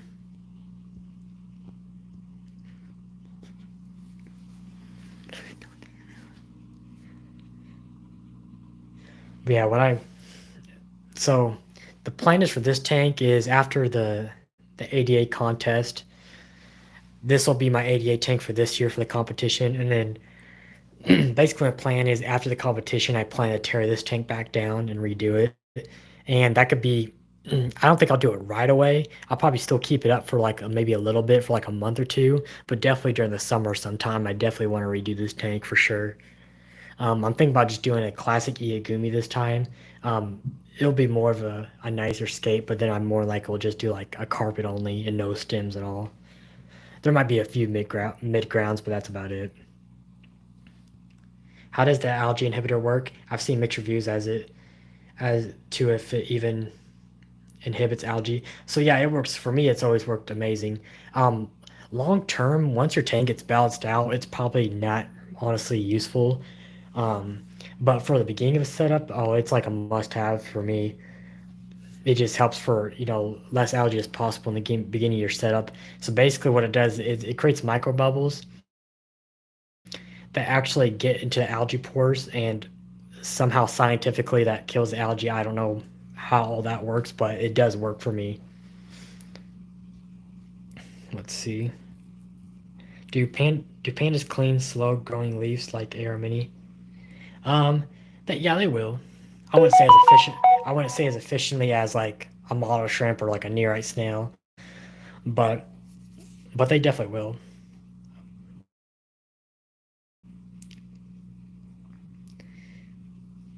But the ones I have aren't pandas. They look like it, but they're not. They're actually a different species. Are you going to reuse the plants in Nextcape? I actually won't because none of these plants are going to be used in the Nextcape. It'll just be a carpet of Monte Carlo and maybe some like mid grounds, like some S repens or something, but that's about it. So yeah, most of these plants are going to be not used, or any of them for that is. Do you keep any inlers? I don't at the moment. Inlers aren't really my thing, like guppies, inlers, um, livebearers, all those types. They're not really my type of fish, but I do enjoy them. I took mine out after my tank bounced out and lost the plug for it, and now my algae is back. Yeah, yeah, it sucks. You probably could get. I don't know. Yeah, I don't know if they sell replacement. They might do. Twinstar might sell replacements for that. I'm not sure though. Yeah, that's what. Yeah, it's funny you said. Yeah, Twinstar's pretty good. I'm sure even if you had to pay for it, they would send you another plug. I sell a lot of plants. I may go overboard and do a UV sterilizer and algae inhibitor to provide customers with algae-free plants. Yeah, there's nothing wrong with that. Yeah.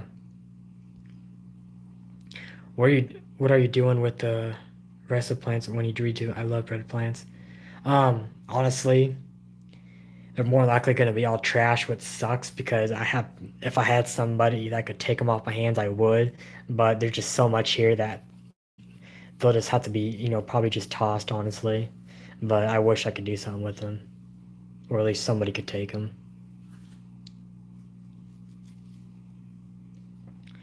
Am I using multiple substrates? I guess you say yes and no. Like my main substrate is 88 Amazonia, but I also have, if you consider the substrate, I have power sand underneath. I have all the 88 additives on top of that, and then I have the Amazonia normal, and then I have Amazonia powder on top of that. So if you call that multiple substrates, I guess, I don't know. But it's just basically all Amazonia. And then I have 88 La Pata in the front. Where are you located? I'll take them off your hands. I'm in the Midwest, if you're anywhere close to that.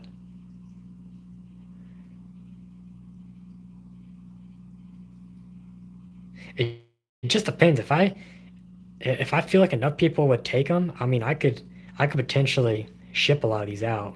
It just depends. A lot of these trimmings, because when I trim this tank, I have about half a 5-gallon bucket full of plants, and that's like every 2 weeks.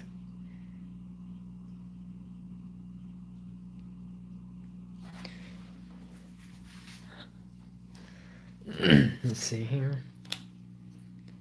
Got the new ADA calendar for 2021. Pretty sweet.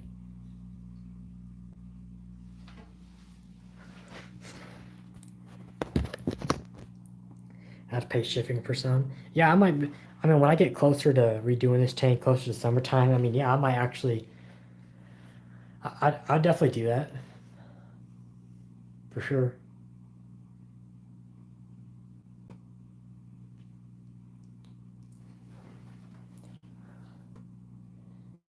Yeah, if you guys aren't following me on Instagram, if you have Instagram, definitely follow me at DJ Aquariums, because yeah, at some point I might actually do that for sure.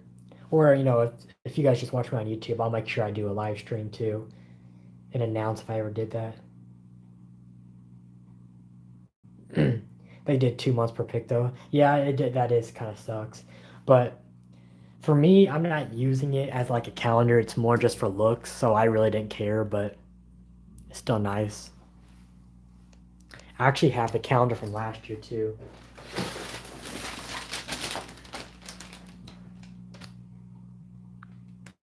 I have still got last year's. Never hung it up.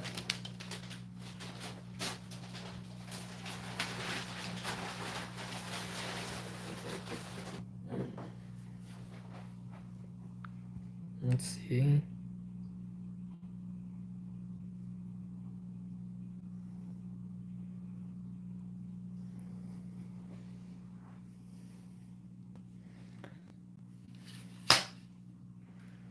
Oh yeah. What time is it? It's about 8 o'clock now. So yeah, guys, I might stream for. Well, I said I'd stream at 8 o'clock, but I might go just a tad bit longer for you guys, and then I might have to hop off, but just because I still got some things to do. But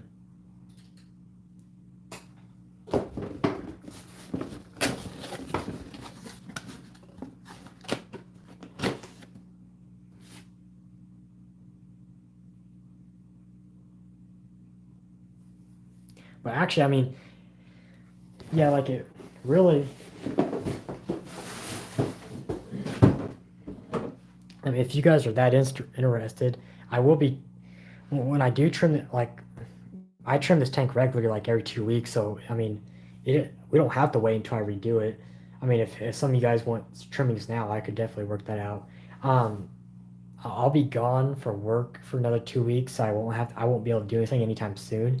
But yeah, I can definitely work out once I get back. We can all work something out, and I wouldn't even mind sending some of you guys for free. I wouldn't mind, just depending on how many people want to though, because it can get expensive. But I wouldn't mind just sending you guys all some plants for free. Better than throwing them out for sure.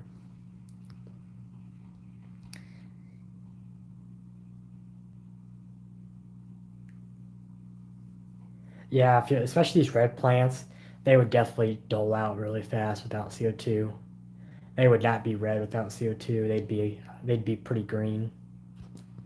They would still do okay, but they just wouldn't be red.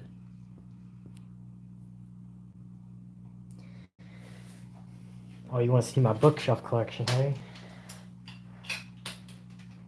Oh, I got the books, all right. I pretty much got like every possible book out there, especially a lot of the better ones. So let's see here. Let's take you guys off the stand. So I got all the magazines. I got every single hobbyist magazine ever to exist, pretty much. Fun fact, I'm actually going to be in the next magazine for 2021. This is the first quarter 2021. I will be in the second quarter magazine, so watch out for that. They had me do an article about lily pipes, so I'll be in the next magazine. So watch. So if you guys are subscribed to this, definitely look for my name in it. So I will be in the magazine next month. I am subscribed to Chocolate Fish also. So I got a lot of mono books. I got that book. I got diseases on all kinds of fish. Basically every disease possible. I got it. And then I got a lot of these 101 books. I really like these real tiny books. Just give you a quick rundown on some fish species. I got a lot of encyclopedias on some freshwater fishes. This is an older book. Then I got Sunken Gardens, Aquascapings, Reef Aquarium, probably the best reef book on the market for sure if you're looking into getting a reef, and every little thing about reefs is in this book. And then I got George Farmer's new aquascaping book, which, fun fact, he signed for me. That's right there. 2 JJ Aquariums, keep on scaping, George. It's pretty cool. And then I got aquarium corals. I read a lot about reef tanks too, so that's why I got those. And then another great book, Aquarium Plants. If you can afford to get this book, I would 100% get it. Every plant species literally on the planet, also signed by the author to me. Literally 800 pages of every plant species probably literally on this planet that's in aquariums. I mean, every single page is a different species. It's absolutely insane. But just a little book for you guys. And then I got another 88 book, which is just all their products, and then a couple more reef books. Then I got atlases, the biggest, like literally it has probably over 5,000 fish species in these books. And then I got the layout contest from ADA, and then another Amano book.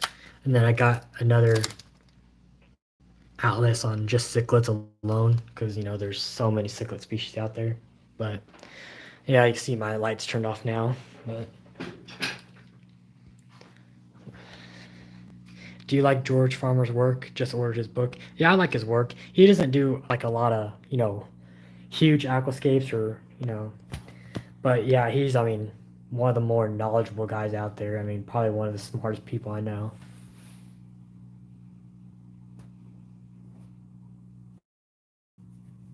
Yeah, if you can get her book, I think I actually bought two, and two plus shipping. I think she charged me like 150, but it is worth it. I'm telling you. Planning on 10 corridors, one honey, gourami, and a cardinal and all sinkless. Yeah, that sounds like a plan. I'd probably do on the corridors, depending on how many tetras you're doing. I'd probably cut down on the corridors, maybe do like 5 or 6, because 10, depending on what, it also depends on what species of corridor you're doing. If you're doing like pygmy cories, which are super small, about ½ inch, oh yeah, 10 would be pretty much good to go. But if you're doing like a little bit bigger, like panda size, I'd probably stick to like 5 or 6. Unless you're doing, less tetras, then yeah, you could probably, up the game on some corridors. How do you select plants when playing a new scape?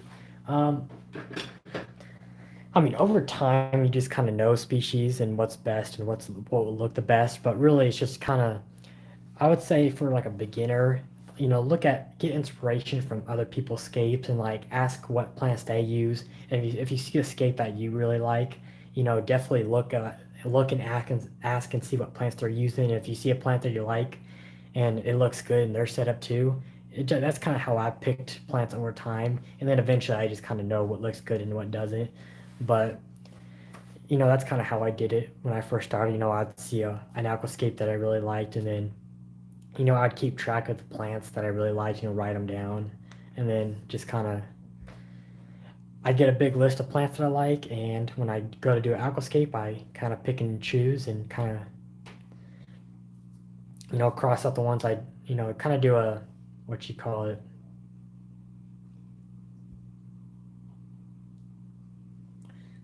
I'm losing my mind, but basically what I do when I'm writing down all my species names, all my plant species names, I'd write them on a piece of paper and just kind of cross, kind of do a best of worst, kind of cross them out and kind of see what you like, and depending on your scape, if you're doing like just a iagumi, then you want to stick to more carpeting plants, mid grounds. But if you're doing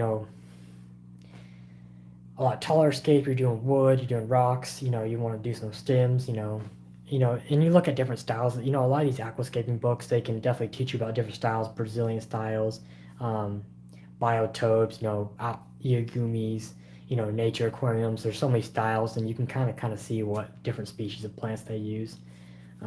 Best way I can kind of describe it. Yeah, I like George.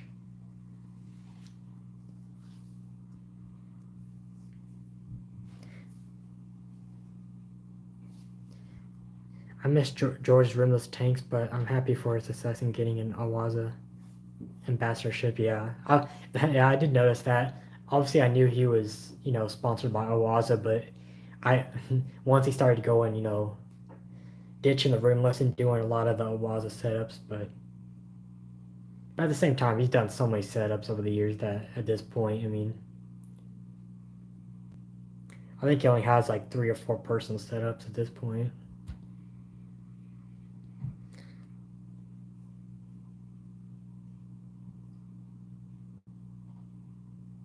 Yeah, $80 for Crystal's books. Yeah, that's about what it cost.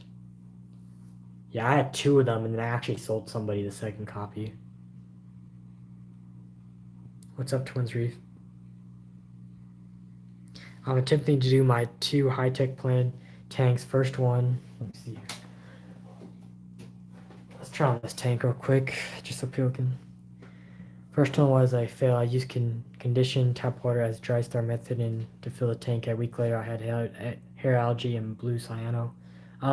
Yeah, depending what's in your tap water, that's definitely possible for causing that stuff. Some people's tap waters are just filled with nasty stuff. That's why if you can, it's best to stick with RO water. Personally, just because you know what's in the water, because there's nothing in the water, you just know what's going in it. So you just know there's nothing that's gonna really affect anything. Let's see. I made a Windows Paint thumbnail list of all my favorite plant species labeled and sorted by foreground, midground.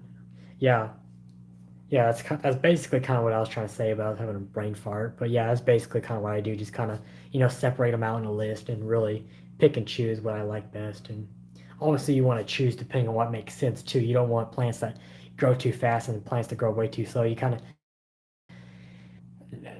really that didn't make sense either. But picking plants that go well together is what I mean. If you're gonna stick with low tech, don't do one high tech plant and then all the rest low tech. If you're gonna go low tech, just go all low tech. Because obviously, depending on your equipment too, you want to account for that. What can you actually grow and what you cannot. You ever going to do some rare plants? Um, I've thought about it a lot. I mean, unless I have a tank for it, I probably would, but for the most part, I usually won't. But maybe if I if I come upon an escape one day that I do, and I feel like it'd be if there's a good spot for it, yeah, I'll totally do it. It just has to become the time and place to do. If I have a good place to put a rare species of plant, or I have an escape that makes sense to place one there, then I'll do it for sure. I like anything rare, so.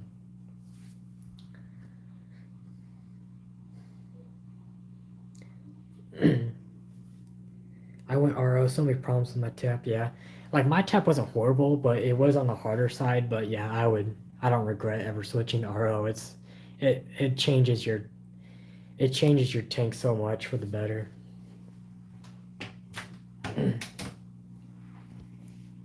I like a lot of setups. The black bar looks nice, but rimless is also really nice. Yeah, the Awaza tanks I'm not like the biggest fan of, but everything else I do, yeah, I'm a big fan. Always either filters and but yeah, the tanks are like, I'm just too I like rimless tanks way too much. I probably would never do one, but you know, not for everyone for sure. Yeah, I like the plants for shaded areas and high tech locations, but they will shade one another when they grow, etc. That's a secret for sure. Yeah, I have Java Fern and Nubius, Esrapins and Nubius, not Nubius, Amazon swords. Planning to get Vallisneria for the background plant. Yeah, that'd work. Definitely great selection of plants, all low tech for sure. They don't use low lying grass. Yeah, most companies, well, it's super expensive. Like this tank's low iron. This is a UNS, but the 88 tanks. That's why they cost so much. I mean, their clarity is just insane. I almost quit the hobby and then found out my tap was causing die times. I was losing my mind. I was either going to quit or try, or most of my problems went by. But yeah, for most people, that's all it takes. Honestly, RO does make the biggest difference.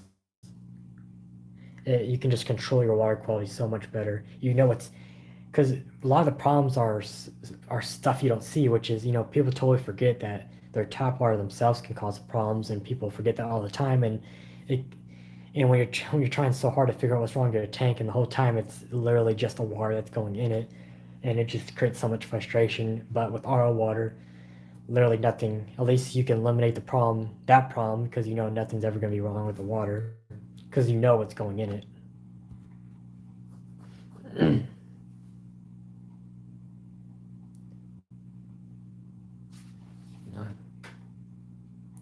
I'll have to switch this tank back off. I don't want to over, because sometimes I'll stream for like an extra hour and leave this light on for extra and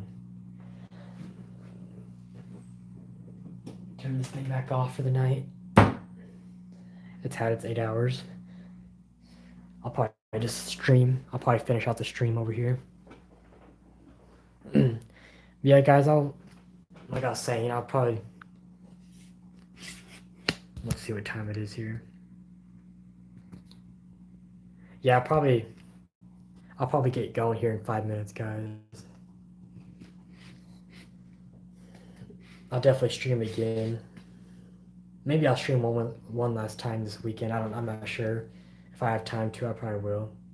Or go live on it. I probably actually will go live on Instagram. Maybe.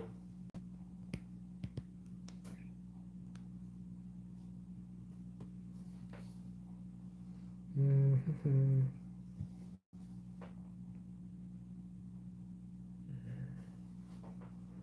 Let's see. A great freshwater aquascape is just as much work as a reef. Yeah, I tell people that all the time. I tell it to customers all the time, and they never believe me. I'm like, a planet aquarium is so much more work than a reef tank will ever be. Because the corals, I mean, they don't grow. They don't grow. No, they don't grow like plants do. Plants, you got to constantly trim. Really, more water changes. Reef tanks, I mean, once a week water changes. Honestly, that's it for most setups. There's no trimming involved with reefs. Most corals grow very slow, anyways.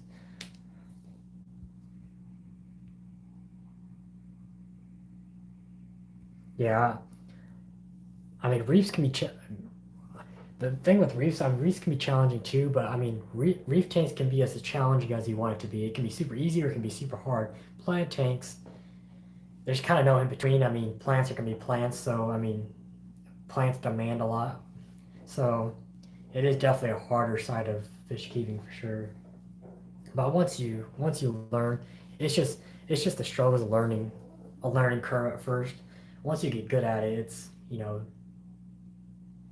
just as easy as anything else. But it definitely can be frustrating at first. It was for me, but I kept grinding. I mean, it definitely taught me patience. I mean, I just waited it out, and everything just kind of came together one day, and it all made sense. But that's why I just watch a lot of professional aquascapers, read a lot of books. You know, even if your tank's failing, I mean, just keep going at it. Just don't stop. Learn what's happening. If something's happening with your tank, I mean, write it down in a notebook. What's happening? Just keep track of everything that you do, and just learn from your mistakes better.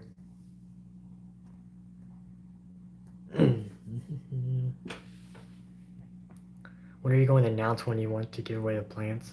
Um, when I get back from working, when I'm working out of town, when I get back, yeah, I'll do something. So definitely follow me on Instagram because I'll probably announce something there. But I'll come on YouTube and maybe make a video or something. But more than that, clearly, like I can message people from Instagram, so definitely follow me on there for sure because I'll probably make an announcement if I will ship out plants. I might have to charge shipping. It just depends. It just depends how many people want them. If it's just a little bit of you guys, yeah, I'll just send it out for free for sure. But if a lot of people want some, then yeah, I'll probably have to charge a little bit for shipping. Won't be much though. Let's see. Deep substrate tanks are for the permanent tanks that last decades. Only a few actually do that. Yep.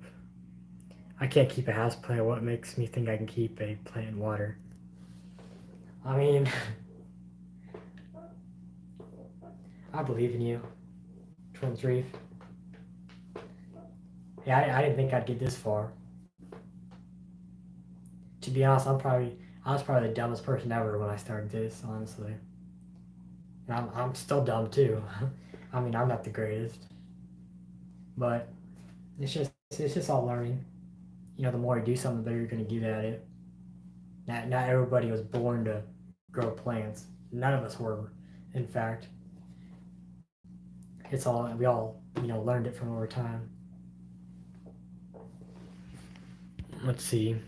I've killed so many plants before. I got it right. Be patient, they will grow. Yeah, that's basically my story.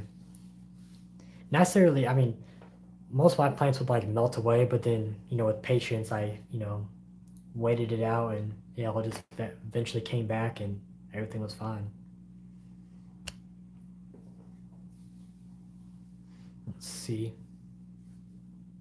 What issues were you having that made you switch to RO? I can't. Gamer. One of the actually I can go back and read his answer. I know he said algae, but I'll give you the exact answer he said. Um, yeah, he said algae is all in my tanks, trying to balance the plants to grow out the algae. So yeah, just a bunch of algae issues is basically algae issues are going to be the biggest reason he switched to RO because there's a lot of extra ammonia, nitrates in the water, usually in tap. So definitely feeds to algae.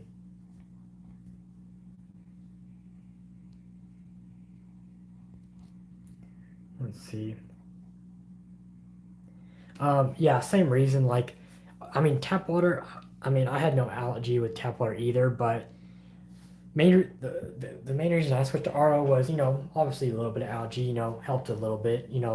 I do a bunch of water changes anyways, so I never really had to deal with algae anyways. But the other reason I would switch to RO was it also helps the plants. Obviously lower pH too. More in that 6 to neutral range. RO water does, and it's also softer. I had hard water before, so you can imagine plants don't do as good in hard water compared to soft. So having softer water definitely helps. It's a lot of my red plants weren't red in hard water, but they turned red in softer water. So those are a couple of the main reasons why I switch, and I would never go back to tap, to be honest. Thoughts on small rivers fishing at 60p with high flow rate? They like calm waters. Um, you could do it. Like honestly, like with a lot of species that like high flow, yes, they like it, but they don't necessarily need to have it. Like I've kept so many high flow fish in the past years and kept them in, calm waters, and they do fine. It's not like they're gonna die out if they don't have high flow. It's just more for breeding purposes, honestly.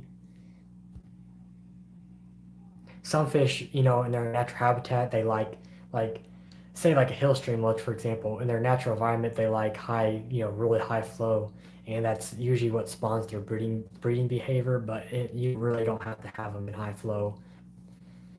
They like it, that it helps them, but they're not gonna, they're not gonna die overnight just because they don't have high flow. For example, my tap water caused major diatom algae and plants grew like crap in it. 0 kh. Yeah, you kind of. I mean, you don't want 0 kh, but you definitely want very low. Like you just want, 3 to 4 would be a good range. Definitely, probably 4 and under. You don't want it too low because then your pH can go all over the place. But you just want a little bit to where your pH can stay consistent.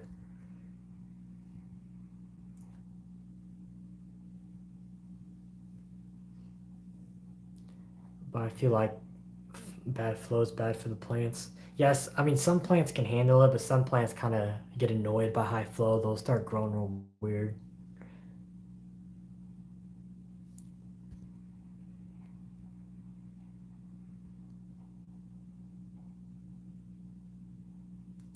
And we'll see you, Jay. Thanks for coming out. I'll probably be going here in a second too, so thanks for staying along. I had 3 kh and 6 GH tap in the summer. Now it's in the rainy season. My KH is 6, my GH is 13, so I'm going to swap to RO2.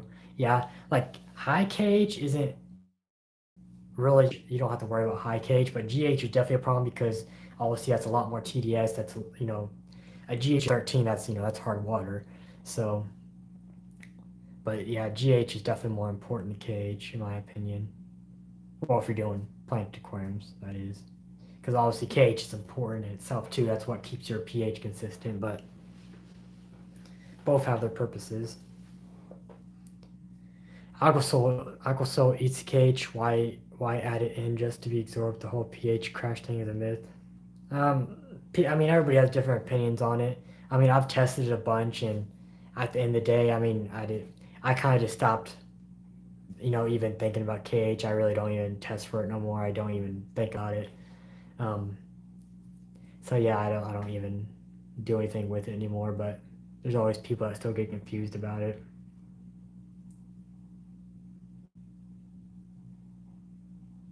Yeah, Dennis Wong's. Yeah, I watch him a lot.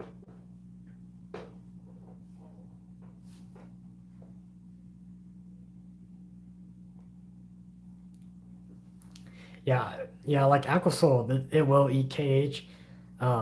Like on my tank, that 90p, I have so much serious stone in there that it raises the KH so much that even when it gets absorbed, it's still high. Like if I check the KH in that tank right now, it's probably like 12 or 13.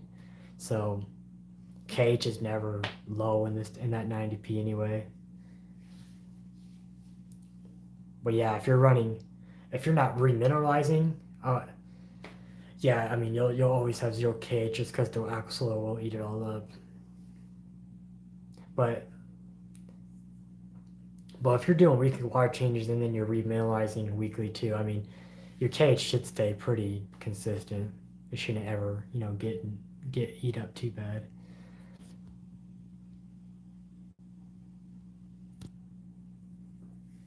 Yeah, sure, that makes sense.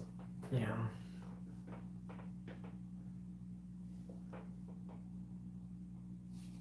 it's running for 2 hours. Yeah, my KH in the 90p it runs like 12 or 13. My GH runs about 5 or 6. It's just because all the serious stone. I have like 150 pounds of serious stone that just raises it like crazy.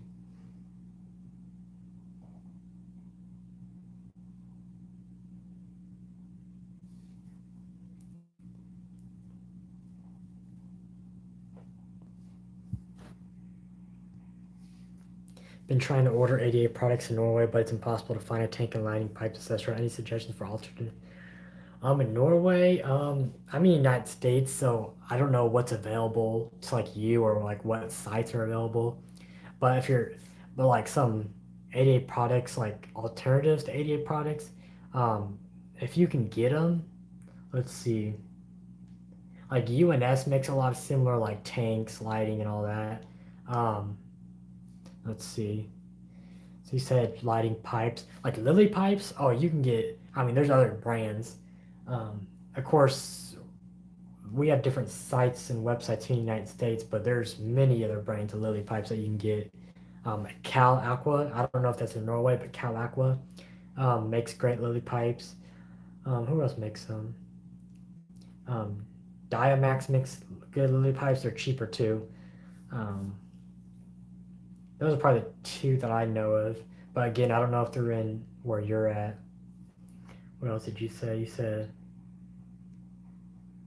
I mean, ADA products. If you're talking about ADA lighting, um, really, there's other lightings that you can get available that are just as good. I mean, Twin Star, ONF, UNS. There's a lot of other good brands of lighting for sure that you could alternatives that you can use. But like tank wise, yeah, like if you can't find an 88 tank, get a UNS. Um, Other than that, I don't. UNS and 88 are basically the top rimless tanks. Other than that, you're gonna be looking at some like weird Chinese brands of rimless tanks that aren't as good. Um, but UNS and 88 are definitely like the top if you're trying to get a rimless tank. Thanks.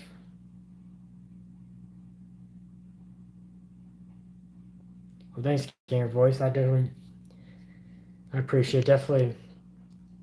Definitely probably be seeing you quite a bit now, I'm sure. So let's see you on the next one, or whenever we see each other next. But thanks for coming out. But yeah, that's probably it, guys. My phone's like at 4%, so I don't want to go dead on me. But yeah, thanks for everybody for coming out. Thanks for staying. Nice 2 hour stream. But yeah, if you guys aren't following me on Instagram at GG Aquariums, that's where a lot of the behind the scenes and updates that obviously YouTube I upload once a week, so I always don't get the up to dates on everything. But Instagram, I'm always making stories and all that, so always can see what I'm up to. But so yeah, thanks everybody for coming out, and yeah, I'll see you guys on the next one.